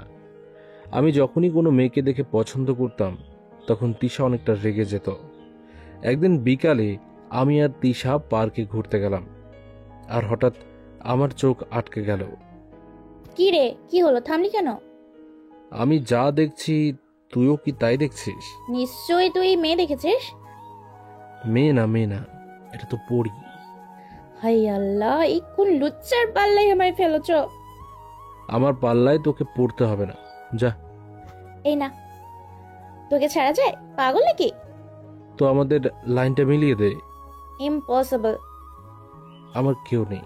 হইছে, আর ইমোশনাল হতে হবে না। বল কোন মেয়েটা? এই তো দেখ, আমার প্রিয় রঙের ড্রেস পরে আছে। ব্লু কালারের ড্রেস পরা মেয়েটা, কিন্তু সে তো মুখ ঘুরিয়ে রাখছে। তাকাবে, দাঁড়া। দাঁড়িয়েই তো আছি। হ্যাঁ, তাকিয়েছে, দেখ। কি হলো, চিল্লাস কেন? তাহলে হারামি, দুনিয়াতে কি আর কোনো মেয়ে পেলি না? কেন? এটা আমার মামাতো বোন বৃষ্টি। তাহলে তো কাজ হয়ে গেছে। মাথা হয়েছে, ওর সাথে তোর কিছুতেই হবে না। এমন কথা বলিস না রে, তুই আমার আশা ভরসা। তুই এমন করিস না প্লিজ, নয়তো আমি শেষ হয়ে যাব। একটু কি রে, হ্যাঁ কথায় কথায় ইমোশনাল করে দিস। তুই জানিস তোর ব্যাপারে আমি একটু দুর্বল, সেজন্য ঘুরে সেখানেই ধরবে। কাল কলেজে করব, এখন বাসায় চল। তুই থাকতে আমার কোনো চিন্তাই নেই। সেটা কালকে দেখা যাবে। তারপর বৃষ্টি আর আমার লাইনটা তিশা এমনভাবে লাগিয়েছিল যে বৃষ্টি আমার সামনেই আর কখনো আসে নাই। সেই দিনের পর বৃষ্টি নামের কোনো মেয়েই আমার চোখে পড়ে নাই। জানি না তিশা কি করেছে, সে কখন কি করে নিজেও জানে না। আমার বলা এমন কোনো কথা নাই যেটা তিশা মানেনি, কিন্তু শুধু একটা কথা ছাড়া, আর সেটা হলো প্রেম করতে চাওয়ার কথা। আমার সব দিকে যে খেয়াল রাখতো, খুব যত্ন নিত আমার একটু অসুখ হলে সে অসুস্থ হয়ে যেত। একদিন কলেজ ছুটির একটু আগে বৃষ্টি চলে আসে, আর তিশার পছন্দের মধ্যে বৃষ্টির পানিতে ভেজা ছিল একটা। বৃষ্টি হতে দেখে তো সে খুব খুশি, দৌড়ে আমার কাছে আসে আর বলে, শাকিল বল। অনেক দিন পর বৃষ্টি হচ্ছে, আর চল আমরা বৃষ্টিতে ভিজবো। পাগল হলি নাকি? ঠান্ডা লাগবে তো। আরে কিছু হবে না, চল আমার সাথে। তিশা আমার হাত ধরে টেনে নিচে নামালো। সত্যি বৃষ্টির পানিতে ভিজতে খুব মজা লাগে। আমার আর তিশার এমন কাণ্ড দেখে সবাই একটু অবাক হলো, আর কিছুক্ষণ পর সবাই নেমে পড়ল। অনেকক্ষণ ভিজলাম, পেতনি অনেক ভেজা হয়েছে। চল এবার বাসায় যাই। আর একটু। আমার আর জ্বর আসবেই আসবে। আসবে না। বাসায় চল প্লিজ। ওকে চল। তারপর আমরা বাসায় চলে আসলাম। আম্মু আমাদের দিকে দেখে তো হা হয়ে গেছে। তোদের এই অবস্থা কেন? আনন্দ করছি আন্টি। শাকিল থাক, আমি গেলাম। আর আমার অসুস্থতার খবর শোনার জন্য রেডি থাকিস। মুখ বন্ধ কর হারামি, তোর কিচ্ছু হবে না। তোরা কি কোনোদিন বড় হবি না? না গো আন্টি, আমরা সব সময় সমান। Bye bye. ঠান্ডা। আম্মু চল ভেতরে চল। তারপর ভিতরে গিয়ে গোসল করে শুয়ে পড়লাম। পুরো শরীর জুড়ে জ্বর চলে এলো। ডাক্তার এসে ঔষধ দিয়ে গেল, তবুও কমে না। একটু পর তিশা ফোন করলো, আমি রিসিভ করে, হ্যালো। আর কত হেলবো? কি হয়েছে বল। আমার বাসায় আয়। তুই আমার বাসায় আয়। কি রে, মুরগির মতো তো হাঁচি হাঁচি করছিস কেন? নিজে এসেই দেখে যা। ওকে, আস্তে আস্তে। তারপর ফোন কাটলাম। ওকে কেন আসতে বললি? হয়তো ওরও জ্বর হয়েছে, দুইজন মিলে তো কাম করছি। আম্মু, তোমার সব আদিমকালের ডায়লগ বন্ধ করো। এবার চোখ বন্ধ করে একটু বিশ্রাম কর। চোখ বন্ধ করে আমি ঘুমিয়ে গেলাম। অনেকক্ষণ পর আমি চোখ খুলে দেখি আমার মাথা তিশার কোলের ওপর, আর আম্মু আমার মাথায় পানি দিচ্ছে। তিশা, চুপ করে থাক। তারপর আমি চুপ করে থাকলাম, আর ওরা আমার মাথায় পানি দিল। আমার কথা বলার মতো শক্তি পাচ্ছে না। এখন কেমন লাগতেছে রে? ভালো না রে, মাথা প্রচন্ড ব্যথা। চুপ হয়ে থাক, ঠিক হয়ে যাবে। দিনটা এভাবেই কেটে গেল। দিনের আলো পেরিয়ে রাত নেমে আসলো, তবু আমার জ্বর কমল না। আমি আর তিশা আমার রুমে আছি। আমি শুয়ে আছি, আর তিশা আমার মাথায় হাত বুলিয়ে দিচ্ছে।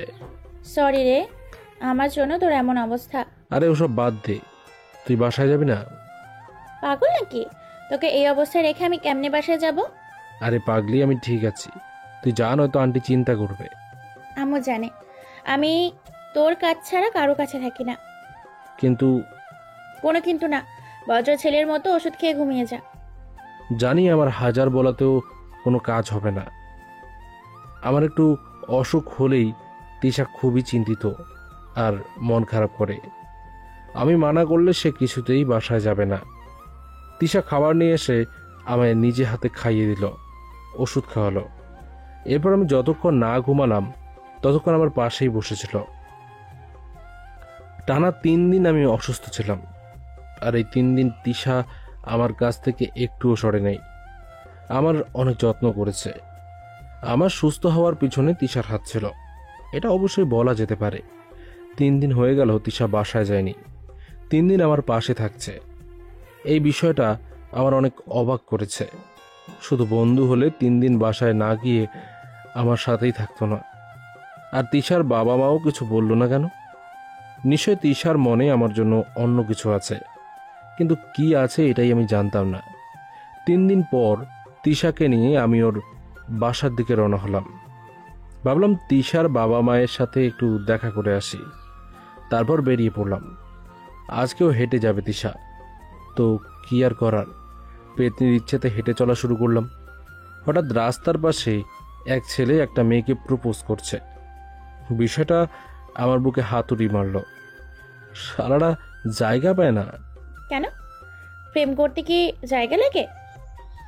না, তবে দেখতে তো পাচ্ছে আমি একজন ভুলভাল প্রেম নাগরিক।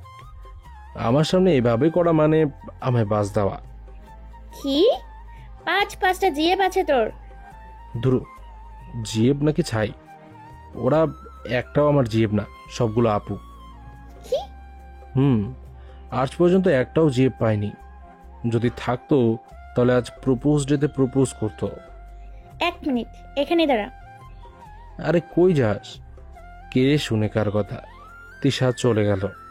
একটু দূর থেকে কি যেন লুকিয়ে আনলো। হাতের পিছন থেকে লাঠিটা বের করে আমায় ফেলে উড়াধুরা মায়ের। আমি তো অবাক না হয়ে পারলামই না। আরে আরে মারছিস কেন? এই কুত্তা, তোর সব আমি করি। তুই বললি বইয়ের দায়িত্ব পালন করতে, আমি তাই করলাম। আর আজ তুই জিএফ খুঁজছিস, তাই না? আরে আমি তো খুঁজিনি, আমি শুধু দুঃখ প্রকাশ করলাম। তোর দুঃখ প্রকাশের গোষ্ঠী কেলাই। আমি জিএফ চাইলে তোর কিসের সমস্যা? আমার সব থেকে বড় সমস্যা। কেন? তুই মেয়েদের কাছে গেলে আমার কষ্ট হয়। কেন? তোকে ভালোবাসি বলে। ভালোবাসিস আমাকে? না মানে। তিশা, তুই কি বললি? আরেকবার বল। না দোস্ত, তুই বুঝিস না প্লিজ।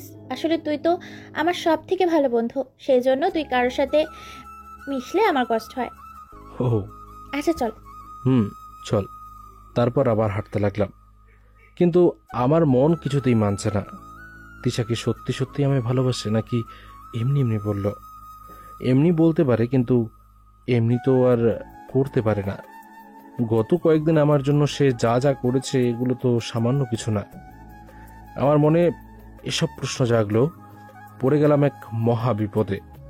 তিশার জন্য আমার মনে একটু ফিলিংস রয়েছে, কিন্তু বন্ধুত্বটা নষ্ট হওয়ার ভয়ে বলতে পারি না। তারপর এসব চিন্তা ভাবনা করতে করতে তিশার বাসায় যাই, আর সেখানে সারাদিন কাটিয়ে বিকেলে বাসায় আসার জন্য তৈরি হয়। পেতনি, যাবি নাকি?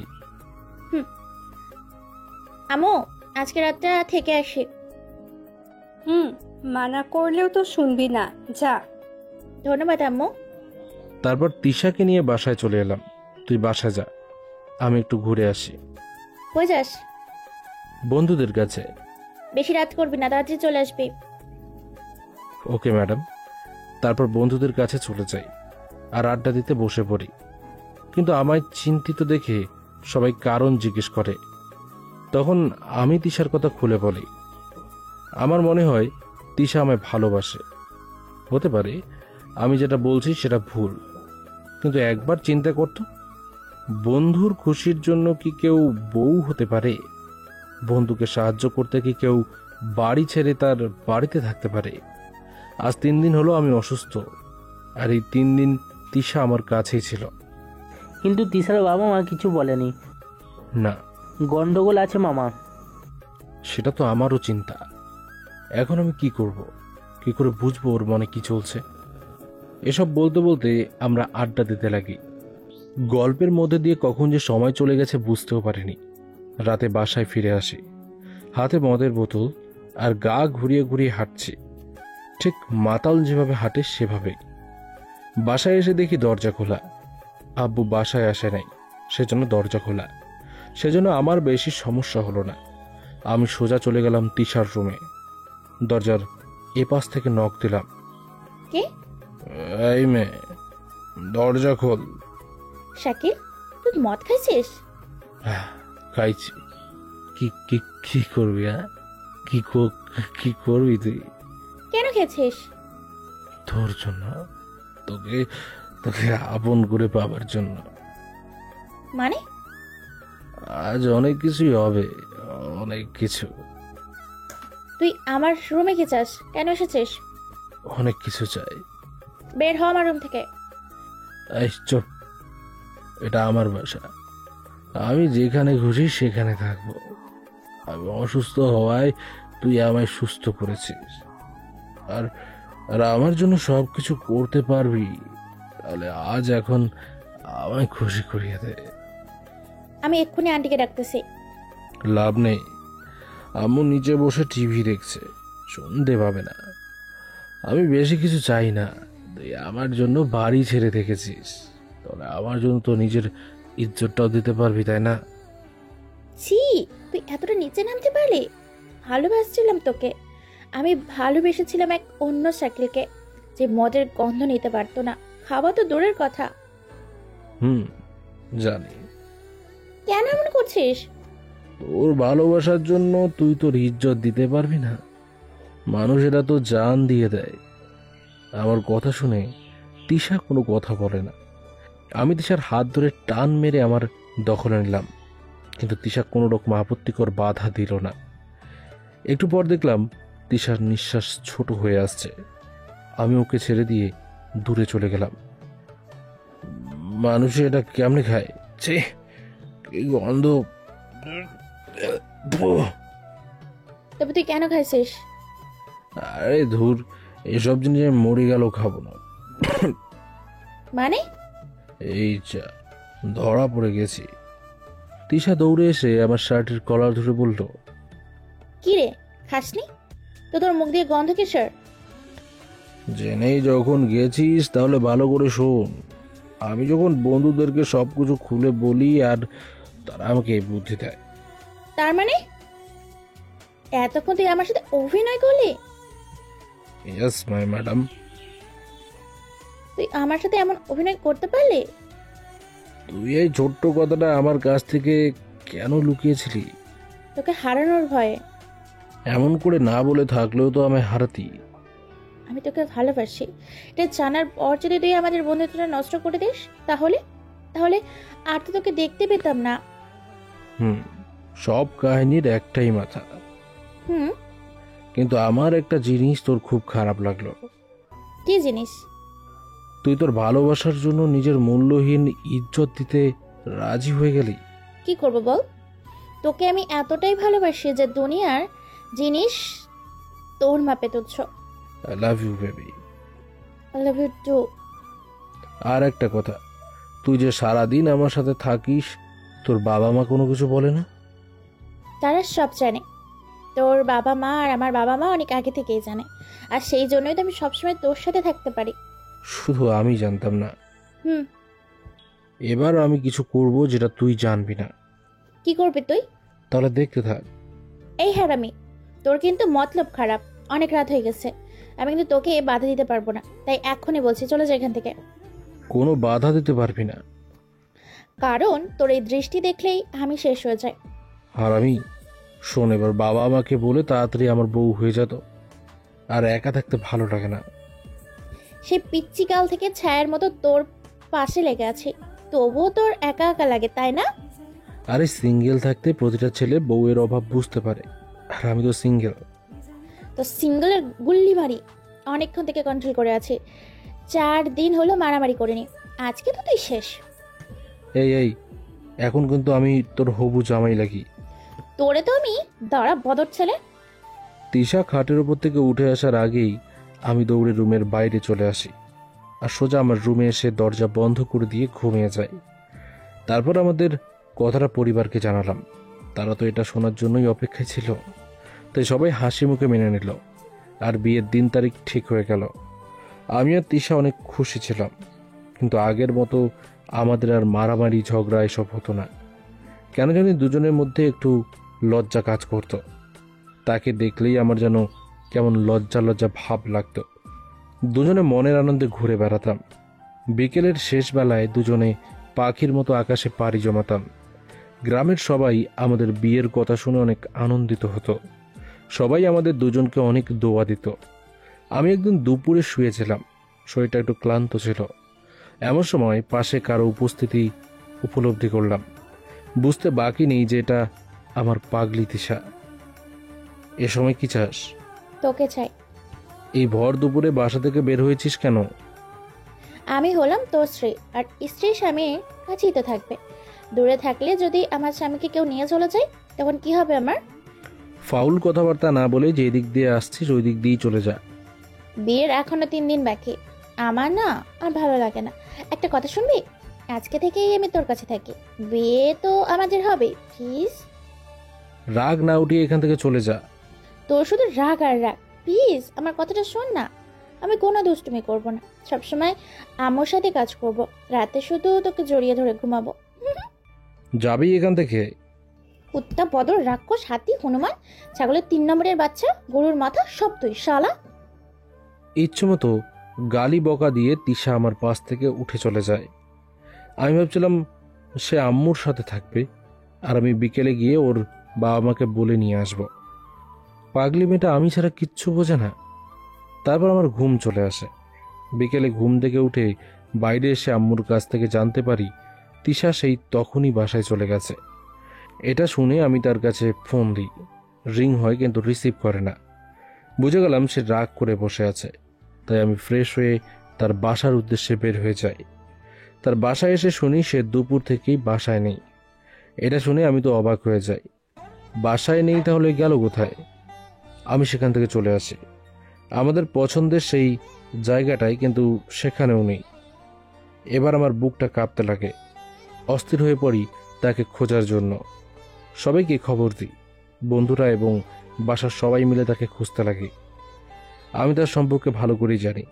সে যতই রাগ করুক না কেন, খুব বেশিক্ষণ আমার সাথে কথা না বলে থাকতে পারে না। দুপুর পেরিয়ে বিকেল চলে আসে, কিন্তু তার কোনো খবর নেই। আমার তো চোখে পানি চলে আসে। জোরে জোরে চিৎকার করে তার নাম ধরে ডাকতে লাগি, কিন্তু কোনো আওয়াজ পাই না। খুঁজতে খুঁজতে সবাই ক্লান্ত হয়ে পড়ে। তিশা এমন মেয়ে নয়, সে সবার থেকে আলাদা। তাই এবার সবার খুব চিন্তা হতে লাগে। রাত 9টার সময় তিশাকে পাওয়া যায় রক্তাক্ত অবস্থায়। তার পরনের জামা কাপড়ের জায়গায় জায়গায় ছেঁড়া ছিল। 2 পা বেয়ে রক্ত বেরিয়ে লাল হয়ে গেছিল আমার তিশা। আমার শার্ট খুলে আমি তাকে জড়িয়ে বুকে নিয়ে নিই। তখন মনে হচ্ছিল কেউ যেন আমার কলিজাটা টেনে বের করে হাতুড়ি দিয়ে আঘাত করছিল। বুকটা ফেটে যাচ্ছিল। ছোট্ট বাচ্চার মতো হাউমাউ করে কান্না করতে শুরু করে দিই। আমার বন্ধুরা আমাকে টেনে নেয় আর তিশাকে হাসপাতালে নিয়ে আসা হয়। অনেকক্ষণ পর ডাক্তার এসে জানিয়ে যায় তাকে 7 জন মিলে পরপর কয়েকবার ধর্ষণ করে। লোকগুলো নেশাগ্রস্ত অবস্থায় ছিল, যার কারণে হিংস্র পশুর মতো আচরণ করেছে তিশার সাথে। কথাগুলো শুনে মনে হচ্ছিল আমি নিজের কানকেই বিশ্বাস করতে পারছি না। 2 হাতে মাথা ধরে গলা ছেড়ে একটা চিৎকার করি। এই শাকিল তো তখনই অর্ধেক লাশ হয়ে গেছিল।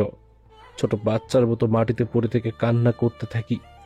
তখন একজন নার্স এসে বলে তিশা নাকি আমায় ডাকছে। আমি নিজেকে সান্ত্বনা দিয়ে ভিতরে যাই, কিন্তু বুক ফেটে কষ্টগুলো বারবার বেরিয়ে আসছিল। ভেতরে এসে দেখি তিশা শুয়ে আছে। তার চোখে মুখে ক্ষতর দাগ। আমি গিয়ে তার পাশে বসলাম। তিশা তার ডান হাত দিয়ে আমার হাত ধরে বলে, কান্না করছিস? তার কথা শুনে আমার চোখ বেয়ে অশ্রু করে আসে। কথা বলার কোনো শক্তি থাকে না। ছোটবেলা থেকেই তোকে কান্না করতে দেখতে পারতাম না আমি, তাই সবসময় তোকে হাসি খুশি রাখার চেষ্টা করতাম। তুই কাঁদলে যে আমার কষ্ট হয়। কথাটা বলেই তিশা ফিসফিস করে কেঁদে দেয়। আমি তার চোখের দিকে তাকিয়ে দেখি চোখ লাল হয়ে গেছে। আমি হাত দিয়ে তার চোখটা মুছে দিলাম। দেখ আমার কপালটা কত খারাপ। আমার জীবনে একটাই চাওয়া ছিল তোকে খুব আপন করে পাওয়া, কিন্তু যখনই তোকে পাবো ঠিক তখনই আমার যাওয়া সফল হয়ে গেছে। কি বলছিস এসব? তোর কিচ্ছু হবে না, আমি তোর কিচ্ছু হতে দেব না। তোর কিছু হলে আমি কি নিয়ে বাঁচবো? যেতে তো আমিও চাই না রে, কিন্তু এই দুনিয়ার মানুষগুলো আর মানুষ নেই, সবাই মানুষরূপী জানোয়ার হয়ে গেছে। আর তাই তো তোর কাছে আমি থাকতেই দিল না। কি করে এসব হলো? কারা এসব করলো বল আমায়। ওইসব কথা চিন্তা করতেও যে আমার ভয় হচ্ছে, কিন্তু তোকে জানতে হবে, কারণ আমার মতো জানি না আর কত মেয়ে ভেবে জীবন হারাবে। ভুলটা তো আমারই। আমি তখন তোকে কাছে রাখলে এসব কিচ্ছু হতো না। তুই জানিস যে আমি তোকে রাগানোর জন্য তোকে বের করে দিই। ভাবছিলাম তুই আম্মুর কাছে থাকবি, আর বিকেলে তোর বাবা মাকে বলে তোকে আমার কাছে নিয়ে যাব, কিন্তু আমি জানতাম, আর সেই জন্য আমি খুশিতে নাচতে নাচতে আসছিলাম। তখন কয়েকজন লোক আমার সামনে পড়ে, দেখে অচেনাই মনে হচ্ছিল, এই চলে আসছিলাম। তখন তারা আমায় ডেকে মঞ্জুর বাসা দেখতে চাইছিল। লোকগুলোকে দেখে বাবার বয়সের মতো মনে হয়, তাই আঙ্কেল বলে তাদের এগিয়ে দিতে চায়, কিন্তু তারা আমার পেছন থেকে মুখ বেঁধে গ্রামের সেই ভাঙা বাড়িটায় নিয়ে যায়। আর আমার সাথে কথাগুলো বলে তিশা কান্না করে দেয়। তিশার কান্না দেখে আমার ভিতরটা কেঁপে ওঠে। জানিস, আমি তাদের অনেক অনুরোধ করেছি, বাবা বলেছি, তাদের পায়ে ধরেছি, তারা আমায় ছেড়ে দেয়, কিন্তু তারা কেউ আমার একটা কথাও শোনেনি। হিংস্র প্রাণীর মতো আমার উপর ঝাঁপিয়ে পড়ে। তিনবার কেন হারাই আমি, কিন্তু তবুও তাদের একটাও দয়া হয় না আমার জন্য। তিশার বলা কথাগুলো শুনে আমার ভিতরে তোলপাড় শুরু হয়ে যায়। তখনই প্রতিশোধের এক বিশাল আগুন আমার মাঝে জেগে ওঠে। ওই সময় আমার সব থেকে বেশি তোর কথা মনে হচ্ছিল। আমি মনে হয় আর কখনো তোকে দেখতে পাবো না, তোকে মনে হয় আমি হারিয়ে ফেললাম। তোর কিচ্ছু হবে না, চুপ কর তুই। তোর কিছু হতে দেব না আমি। আমি তোকে ছেড়ে যেতে চাই না রে, প্লিজ আমায় তোর কাছে রেখে দে। শাকিল, হাই। কি হলো তোর তিশা? এই আমি আর পাচ্ছি না শাকিল। আমি তোর কাছেই আছি। ডাক্তার, তুই কাউকে ছাড়বি না, কাউকে না। যাদের তোর কাছ থেকে আমাকে আলাদা করেছে ওদের সবাইকে শাস্তি দিবি। কোথাও কখনো ওদের ক্ষমা করবে না, এটা আমার দোয়া রইল। তুই চুপ কর, তোর কিচ্ছু হবে না। আমি তোকে ছেড়ে যেতে চাই না। এনে ওদের 7 জনের চিহ্ন।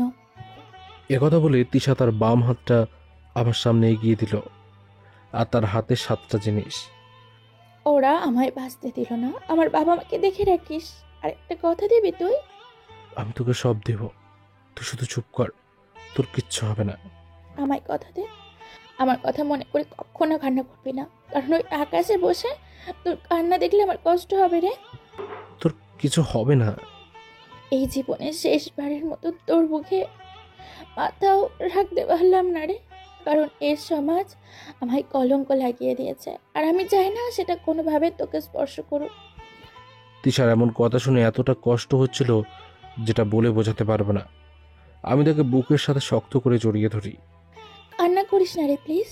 যখনই আমার কথা মনে হবে ওই আকাশের দিকে তাকিয়ে থাকবি, দেখবি আমি এক ফোঁটা বৃষ্টি হয়ে তোর কপাল ছুঁয়ে যাব। অনেক ভালোবাসি রে। কথাটা বলেই তিশা আমার বুকেই শেষ নিঃশ্বাস ত্যাগ করে, কিন্তু আমি কিচ্ছু করতে পারি না। বর্তমান কথাগুলো শেষ করতে চোখ থেকে এক ফোঁটা পানি গড়িয়ে মাটি স্পর্শ করলো। এটা দেখে তাড়াহুড়ো করে শাকিল চোখের পানি মুছে নিল আর বলল, কান্না করা যাবে না, আমি আমার তিশাকে কথা দিয়েছি। কথাটা বলে জোরে একটা নিঃশ্বাস ছাড়ল শাকিল। তার কিছুটা দূরে মাটির উপর বসেছিল রুমি, চোখ দিয়ে তার অঝরে অশ্রু বয়ে যাচ্ছে। আমি বুঝতে পারিনি তোর মনে এতটা দুঃখ জমে আছে। হ্যাঁ, আমার বাবা অনেক বড় অপরাধ করেছে, যেটার জন্য এখন আমার বিশ্বাস করতেও ঘৃণা হচ্ছে যে আমি তার মেয়ে। কিন্তু এখন তোর বাবা মা আর তিশার বাবা মা কোথায়? সেখানেই আছে যেখানে তিশা আছে। মানে ওরা মারা গেছে? কিন্তু কি করে? সেদিন আমরা সবাই অনেক ভেঙে পড়ি। বাবা আর আঙ্কেল পুলিশ স্টেশনে কমপ্লেন করে। পুলিশ আস্তে আস্তে তিশা মারা যায়, তাই তারা তিশার লাশটাকে নিয়ে গিয়ে পোস্টমর্টম করে। আর আমরা যাওয়ার পর আমাদের জানায় রিপোর্ট এসেছে তিশা 3 মাসের প্রেগনেন্ট। কথাটা শুনে আমরা সবাই অবাক হয়ে যাই, বিশেষ করে আমি, কারণ সে আমি ব্যতীত আর কোনো ছেলের সাথে কথাও বলতো না, সবসময় আমার সাথে থাকতো, আর আমি তো কোনোদিনও তাকে। তাহলে কি করে? বন্ধুদের মাধ্যমে জানতে পারি আমরা পুলিশ স্টেশনে যাবার আগে মন্ত্রীর ছেলে সেখানে আসছিল আর টাকা দিয়ে পুলিশ অফিসারকে কিনে নিয়েছে, কারণ তোদের বাবার মন্ত্রীর বাসায় গিয়েছিল। এই ঘটনা জানাজানি হলে মন্ত্রী পদ হারিয়ে যাওয়ার সম্ভাবনা ছিল, তাই টাকা দিয়ে এটাকে বালি চাপা দেওয়া হয়। তোরা কিছু করিস না কেন? এই স্বার্থপর দুনিয়ায় টাকা ছাড়া কিচ্ছু হয় না। আমরা সেখান থেকে বেরিয়ে আসি আর বলে আসি আমরা আরও ওপর পর্যন্ত যাব, সব জায়গায় জানাবো। এটা পুলিশ অফিসার শুনে মন্ত্রীর কাছে ফোন করে জানিয়ে দেয়। তারপর কি হলো? সারাদিন আমরা অনেক জায়গায় ঘুরি, কিন্তু কোনো জায়গায় আমাদের কেস নেওয়া হয় না। টাকা দিলে তারা মামলা নেবে, নয়তো নেবে না। উকিল, কোর্ট, হাইকোর্ট পর্যন্ত যায়, কিন্তু টাকার পেছনে আমরা হেরে যাই তোদের মতো বড় লোক শয়তানদের কাছে। পৃথিবীর সবচেয়ে বড় অস্ত্র হচ্ছে টাকা, যেটা আমাদের কাছে ছিল না, তাই আমরা সত্যের লড়াইয়ে হেরে যাই। শেষ পর্যন্ত ধৈর্য হারিয়ে আমরা ঘরে ফিরে আসি। তিশার কাফন দাফন করে ঘরে একাকী বসে কান্না করতে থাকি। কিছুতেই নিজেকে সান্ত্বনা দিতে পারছিলাম না। পুরো বাড়িটাই নিস্তব্ধতায় ভরে গিয়েছিল। খাওয়া দাওয়া বন্ধ করে সবাই কান্না করছিলাম। এভাবেই দিন কেটে রাত হয়ে আসে। আমি রাতে ঘুমাতে না পেরে তিশার কবরের পাশে এসে বসে থেকে কান্না করতাম। কতক্ষণ সেখানে ছিলাম জানি না। সেখান থেকে উঠে এসে দেখি আমার ছোট্ট বাড়িতে আগুন লেগে পড়ে ছাই হয়ে গেছে, যেখানে বাবা মা, তিশার বাবা মাও ছিল। তারা সবাই সেই আগুনে মারা যায়। যে বাড়িতে সারা দিনের চুলোয় আগুন ছিল না, সেই বাসায় কি করে আগুন লাগতে পারে? তার মানে এটা মন্ত্রীর কাজ? এটা আমিও ভেবে নিয়েছিলাম, তাই সোজা তোর বাসায় চলে আসি। এসে দেখি তোর বাবারা সেখানে নেই। আমি চিৎকার করে মন্ত্রীকে ডাকি আর তাকে সমস্ত কিছু খুলে বলি, কিন্তু কেউ আমার কোনো কথা বিশ্বাস করে না। সবাই আমার তিশাকে চরিত্রহীনা বলতে লাগলো, যেটা আমি কিছুতেই মানতে পারলাম না। প্রতিশোধ নেওয়ার জন্য আবার মন্ত্রীর বাসায় যাই, কিন্তু তাদের হাতে মৃত হিসাবে ফিরে আসি। তারা আমায় মেরে ফেলতে চেয়েছিল, যার কারণে তারা আমায় অনেক মারে আর তারপর নদীতে ফেলে দেয়।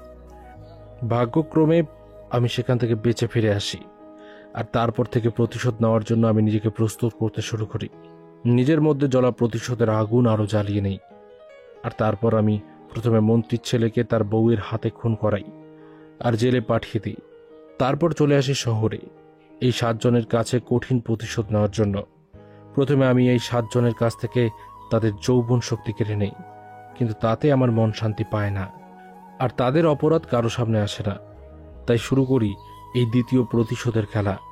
তারা যেভাবে অন্যের মেয়েকে ধর্ষণ করে কষ্ট দিয়েছে, ঠিক সেভাবেই আমিও তাদের মেয়েদের কিডন্যাপ করে ধর্ষণ করে তাদের কষ্ট দিয়েছি। এটা কি তোর তিশা শান্তি পেয়েছে? সে শান্তি না পেলেও আমি পেয়েছি। এতেও না হলে আরো বড় প্রতিশোধ নেব, তবুও কাউকে ছাড়ব না। দেখ শাকিল, তোর তিশা সবসময় চাইতো তুই যাতে ভালো থাকিস, সঠিক পথে থাকিস, কিন্তু এখন যদি সে এসে তোর এই অবস্থা দেখে, তাহলে সে নিজেই আগে আত্মহত্যা করবে।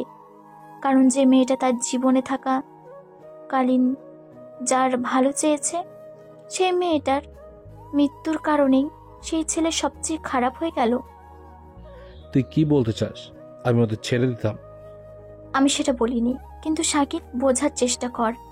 তিশা মৃত্যুর আগে বলে গিয়েছিল আরও কোনো মেয়ের যেন তার মতো না হয়, এই জন্য তোকে প্রতিশোধ নিতে বলেছে। কিন্তু তুই কি করলি?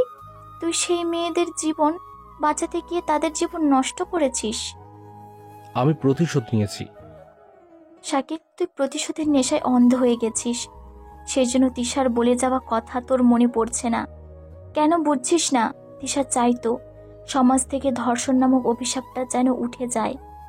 এজন্য তার সাথে ঘটে যাওয়া সবকিছু তোকে বলে গেছে, আর তুই সেই ধর্ষণকে আরো বাড়িয়ে দিচ্ছিস, নিজের হাতে করছিস।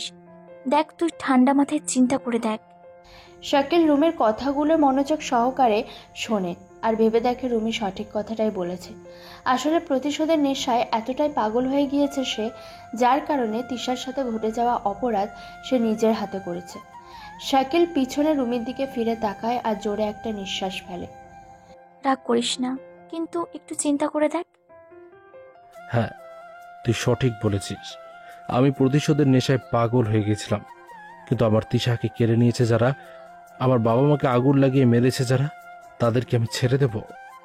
যেটার জন্য তোর কাছ থেকে তিশাকে কেড়ে নিয়েছে, তুই তাদের কাছ থেকে সেটাই তো কেড়ে নিয়েছিস। এরপর তাদের মেয়েকে কিডন্যাপ করে এইভাবে ধর্ষণ করেছিস। আর কি প্রতিশোধ নিতে চাস তুই? কিন্তু ভাবছিস এখন আমি আর সাথী বাকি আছি, তাই তো? আমি নিজেকে তোর হাত তুলে দিলাম, যা খুশি করতে পারিস। একটাও চিৎকার বা বাধা দিব না। নে। না, আমি এটা করতে পারবো না। তাহলে তিশার সাথে যারা অন্যায় করেছে তাদের আর আমার মধ্যে কোনো পার্থক্যই থাকবে না। এটাই আমি তোকে বোঝাতে চাইছি। আমি জানি তুই কারো ইজ্জত নষ্ট করতে পারিস না। হ্যাঁ, 5 জনকে ধর্ষণ করেছে তারাই যাদের সাথে তারা প্রেম করেছে একসঙ্গে। সেই ছেলেদের আমি ওষুধ খাইয়ে দিয়েছি, আর তারা একটা মেয়েকে পেয়ে। হয়েছে, আর শুনতে চাই না। এসব মেয়েদের জন্য সমাজ আজ এতটা খারাপ, যারা নিজের খুশি মতো প্রেম ভালোবাসা, ঘোরাঘুরি, পার্কে যাওয়া, হোটেলে গিয়ে রাতের পর রাত পার করা এসব করে থাকে। তাদের সাথে এমনটা হওয়া উচিত। তোকে ছেড়ে দিলাম, তুই যেতে পারিস। আমায় আটকে কোথায় রেখেছিস? আমি তো ইচ্ছে মতোই আছি এখানে, কারণ এই 7 অপরাধীকে আবার আমি এক মেয়ে হয়ে মেয়ের পক্ষে বিচার করব। শাস্তি দেব তাদের, যারা নিজের মেয়ের সাথেও ধর্ষণ করতে পারে। তুই করবি? আমি যা বলছি তাই কর। তুই আমার বাবার কাছে ফোন কর, মোটা কণ্ঠে বল তোর মেয়েকে পেতে হলে পুলিশ স্টেশনের সামনে চলে আসিস। রুমির কথা মতো শাকিল ফোন করে বলে দেয়। এরপর রুমি তার ফোন থেকে তার বান্ধবীদের কল দেয়। শোন, আমাদের সব ফ্রেন্ডদের বলে দে যে যতটা পারে মিডিয়াকে পুলিশ স্টেশনে নিয়ে আসতে পারে। তুই কি করতে চাচ্ছিস? আমার ওপর বিশ্বাস রাখ, আমি যা করছি তাতে তোর প্রতিশোধ পূর্ণ হবে, আর তাদের অপরাধও সবার সামনে আসবে। তুই আমার ভুল ধরিয়ে দিয়েছিস বলে দ্বিতীয় কোনো মেয়েকে বিশ্বাস করলাম। প্রথমটা নিশ্চয়ই তিশা আপু। তারপর রুমের প্ল্যান অনুযায়ী কাজ করা শুরু করে দেয়। শাকিল, রুমির সাথে আর মিম চলে আসে পুলিশ স্টেশনের সামনে। রুমির সাথে আর মিমের হাত বাঁধা, আর তাদের মাঝখানে রয়েছে শাকিল। সামনে চলে আসে সাথীর বাবা আর রুমির বাবা। কিছুক্ষণের মধ্যে চারদিকে লোকজন আর পুলিশ ভরে যায়। এদের মধ্যে মিডিয়া চলে আসে। শাকিল, কি চাস তুই? আমি কিছু কথা বলতে চাই, আর বেশি রকম করলে কিন্তু এই পিস্তলের সব কটা গুলি এই 3 জন মেয়ের মাথায় যাবে। আচ্ছা বল। এই মির্জাফর আর কালাম খান, চিনতে পারছিস আমায়? কে তুই আর কি চাস? আরে এত তাড়াতাড়ি ভুলে গেলি যে নিরীহ মেয়েটাকে তোরা 7 জন মিলে জানোয়ারের মতো কামড়ে খেয়েছিলি? আমি তার পাগল প্রেমিক। সত্যের বিচার চাওয়ার জন্য যেই পরিবারকে তোরা আগুনে পুড়িয়ে মারছিস, আমি তাদের ছেলে। ইন্সপেক্টর, এইসব কি উল্টোপাল্টা বলছে? ওকে গ্রেপ্তার করো। এই দাঁড়া, ভুলে যাস না তোর মেয়ে এখন আমার হাতে। এই এই আমার মেয়েকে কিচ্ছু করিস না। তুই যা চাইবি আমি তাই করব। তাহলে সবার সামনে নিজের অপরাধ স্বীকার কর। কথাটা শেষ করতে না পারতেই পিছন থেকে একজন শাকিলের মাথায় জোরে আঘাত করে, যার ফলে শাকিল সামনে এক ধাপ এগিয়ে চলে যায় আর মাটির উপর পড়ে যায়। আর পাশ থেকে রুমির শাকিল বলে চিৎকার দেয়। এরপর কয়েকজন লোক এসে শাকিলকে অনেক মারধর করে, কিন্তু শাকিল কিচ্ছু করতে পারে না, কারণ মাথার আঘাতটা সে অনেক জোরে পেয়েছে। রুমি ছটফট করে, কিন্তু তার হাত বেঁধে রাখার জন্য কিচ্ছু করতে পারে না। শাকিলকে তারা মারতে মারতে একদম রক্তাক্ত করে ফেলে। এবার কয়েকজন মিলে তাকে ধরে দাঁড় করায়। তখন শাকিলের মুখ থেকে রক্ত বের হয়ে আসে। হিরুগিরি দেখাচ্ছিলি তাই না? সাব্বাস রুমি, এই না হয় আমার মেয়ে। ধোকা, অনেক বড় ধোকা। না না, আমি এমনটা করতে চাইনি। আরে এটা করবি আগে বললেই আমি সারেন্ডার করতাম। এত অভিনয় কি ছিল? তুই যেমন আমাদের সাথে অভিনয় করেছিস, এবার ঠিক তেমনি রুমি তোর সাথে অভিনয় করলো। দেখ কেমন লাগে। না না শাকিল, বিশ্বাস করো আমায়, বাবা ওকে ছেড়ে দাও প্লিজ, প্লিজ তুমি ছেড়ে দাও ওকে। আরে মা, আর অভিনয় করতে হবে না। ও এখন আমার হাতে, তোর কিচ্ছু করতে পারবে না। রুমি, এটা না করলেও পারতি। আমার শত্রুর হাতে আমাকেই মারলি, সেটাও আবার অপরাধী হিসাবে। বাহ, খুব ভালো অভিনয় ছিল। না শাকিল, তুই বিশ্বাস কর, আমি এসব কিছু করিনি। সমস্যা নেই, তোর জায়গায় থাকলে আমিও তাই করতাম। আমি এখন কি করব, কি করব আমি? কি করছিস তুই? তুই তো এটাই চাইছিলি যে শাকিল শাস্তি পাক। না, আমি এমনটা কেন চাইবো? কারণ আমি তাকে ভালোবাসি। চেয়েছিলাম আমাদের বাবার অপরাধ সবার সামনে আনতে, কিন্তু এসব কি করে হলো? কিসের অপরাধ? আমায় খুলে দে, আমি সব বলছি। হ্যাঁ, তুই আমার হাত খোলার চেষ্টা কর প্লিজ মিম, কর না। রুমির এমন ছটফটানি দেখে মিম রুমির হাতের বাঁধন খুলে দেওয়ার চেষ্টা করে, আর এদিকে মীর জাফর দূরে দাঁড়িয়ে হাসতে থাকে আর তার লোকদের বলে শাকিলকে মেরে ফেলতে। এটা শুনে মারুফ বাধা দেয় আর শাকিলকে গ্রেফতার করতে চায়। তখন রুমি হাত পা খোলা পেয়ে দৌড়ে শাকিলের সামনে গিয়ে দাঁড়ায়। দৌড়ে আসার সময় মাটিতে পড়ে থাকা পিস্তল হাতে নিয়ে আসে আর সেটা তার নিজের মাথায় ধরে। এটা দেখে সেখানকার সবাই অবাক হয়ে যায়। রুমি, এ কি করছিস? শাকিলকে ছেড়ে দিতে বলো, নয়তো আমি নিজেকে শেষ করে দিব। কিন্তু কেন? যা বলছি করো, নয়তো। এই এই তোরা ওকে ছেড়ে দে। ছি মীর জাফর, ছি। নিজের মেয়ের বয়সী মেয়েকে 7 জন মিলে ধর্ষণ করতে এতটুকু আটকালো না তোমাদের? কি বলছিস? আমি তোর বাবা? তোকে বাবা বলতে আমার ঘৃণা হচ্ছে এখন, নিজের মেয়ের সাথে। ছি। মা, ও তোকে মিথ্যা বলছে। আমারও বিশ্বাস হয়নি প্রথমে। ফেরেস্তার মতো আমার বাবা এমন জানোয়ারের মতো কাজ করতে পারে কি করে? আমার কথাটা শোন। তুমি আমার নামে কসম করে বলো তো এটা মিথ্যা? কথাটা তো শুনবি। সত্যি কি মিথ্যা? কথা বলে রুমি পিস্তল রিলোড করে নেয়। নিজের মেয়ের মাথায় পিস্তল দেখে কোনো বাবা কি না থেমে থাকতে পারে? হ্যাঁ হ্যাঁ, সত্যি, সব সত্যি। আমরা 7 জন অনেক বড় ভুল করেছি। ড্রিঙ্কস করার কারণে সেদিন আমাদের অনেক নেশা হয়ে যায়, আর তখন সেই পথে মেয়েটাকে যেতে দেখে আমরা আর ঠিক থাকতে পারি না। ওটা যদি আমি হতাম তাহলে কি পারতো সব করতে? থাম মা, আর লজ্জা দিস না আমাকে। বন্ধুদের পাল্লায় পড়ে অনেক বড় ভুল করেই, যেটার কারণে প্রত্যেকটা দিন আফসোস করতাম। ছি, বাহ, ছি। তুমি এত জঘন্য কাজ কি করে করলে? আমাদের মাফ করে দে মা। শাকিলের পরিবার কি দোষ করেছিল? কেন দুটা পরিবারকে নষ্ট করলে? একটা অপরাধ বালি চাপা দিতে আরেকটা অপরাধ করে বসি, আর এর শাস্তি শাকিল আমাদের দিয়েছে। ছি, তোমরা মানুষ নও, তোমরা মানুষ নামে কলঙ্ক। তোমাদের যৌবন নয়, জীবন কেড়ে নেওয়া উচিত ছিল। অফিসার গ্রেপ্তার করেন এদের সবাইকে গ্রেপ্তার করো, আর বাকি 5 জনকে গ্রেপ্তার করে নিয়ে আসে। শাকিল, তোমাকেও আমরা গ্রেপ্তার করতে চাই। না, ও কোনো দোষ করে নাই, যার যার পাপের শাস্তি দিয়েছে। আমাদের এটা করতেই হবে। না, তাহলে আমি এক্ষুনি আত্মহত্যা করব। দেখো রুমি, শাকিলের শাস্তি কম হবে। এই স্বার্থপর দুনিয়ায় টাকা ছাড়া কিছুই হয় না।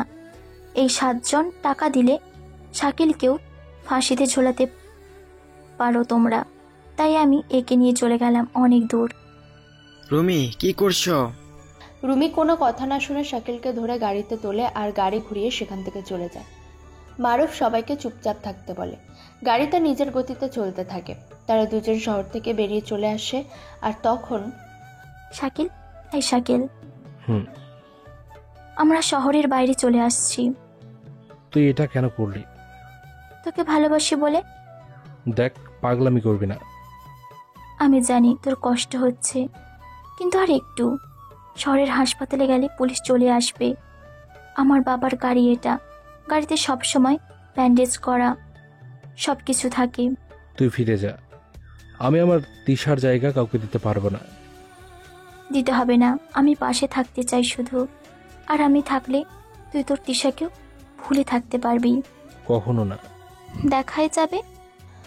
তারপর শাকিল আর কোনো কথা বলে না, কারণ সে খুব ক্লান্ত ছিল। রুমি একটু পরপর শাকিলের দিকে তাকিয়ে তার মায়াবী চেহারাটা বারবার দেখছিল।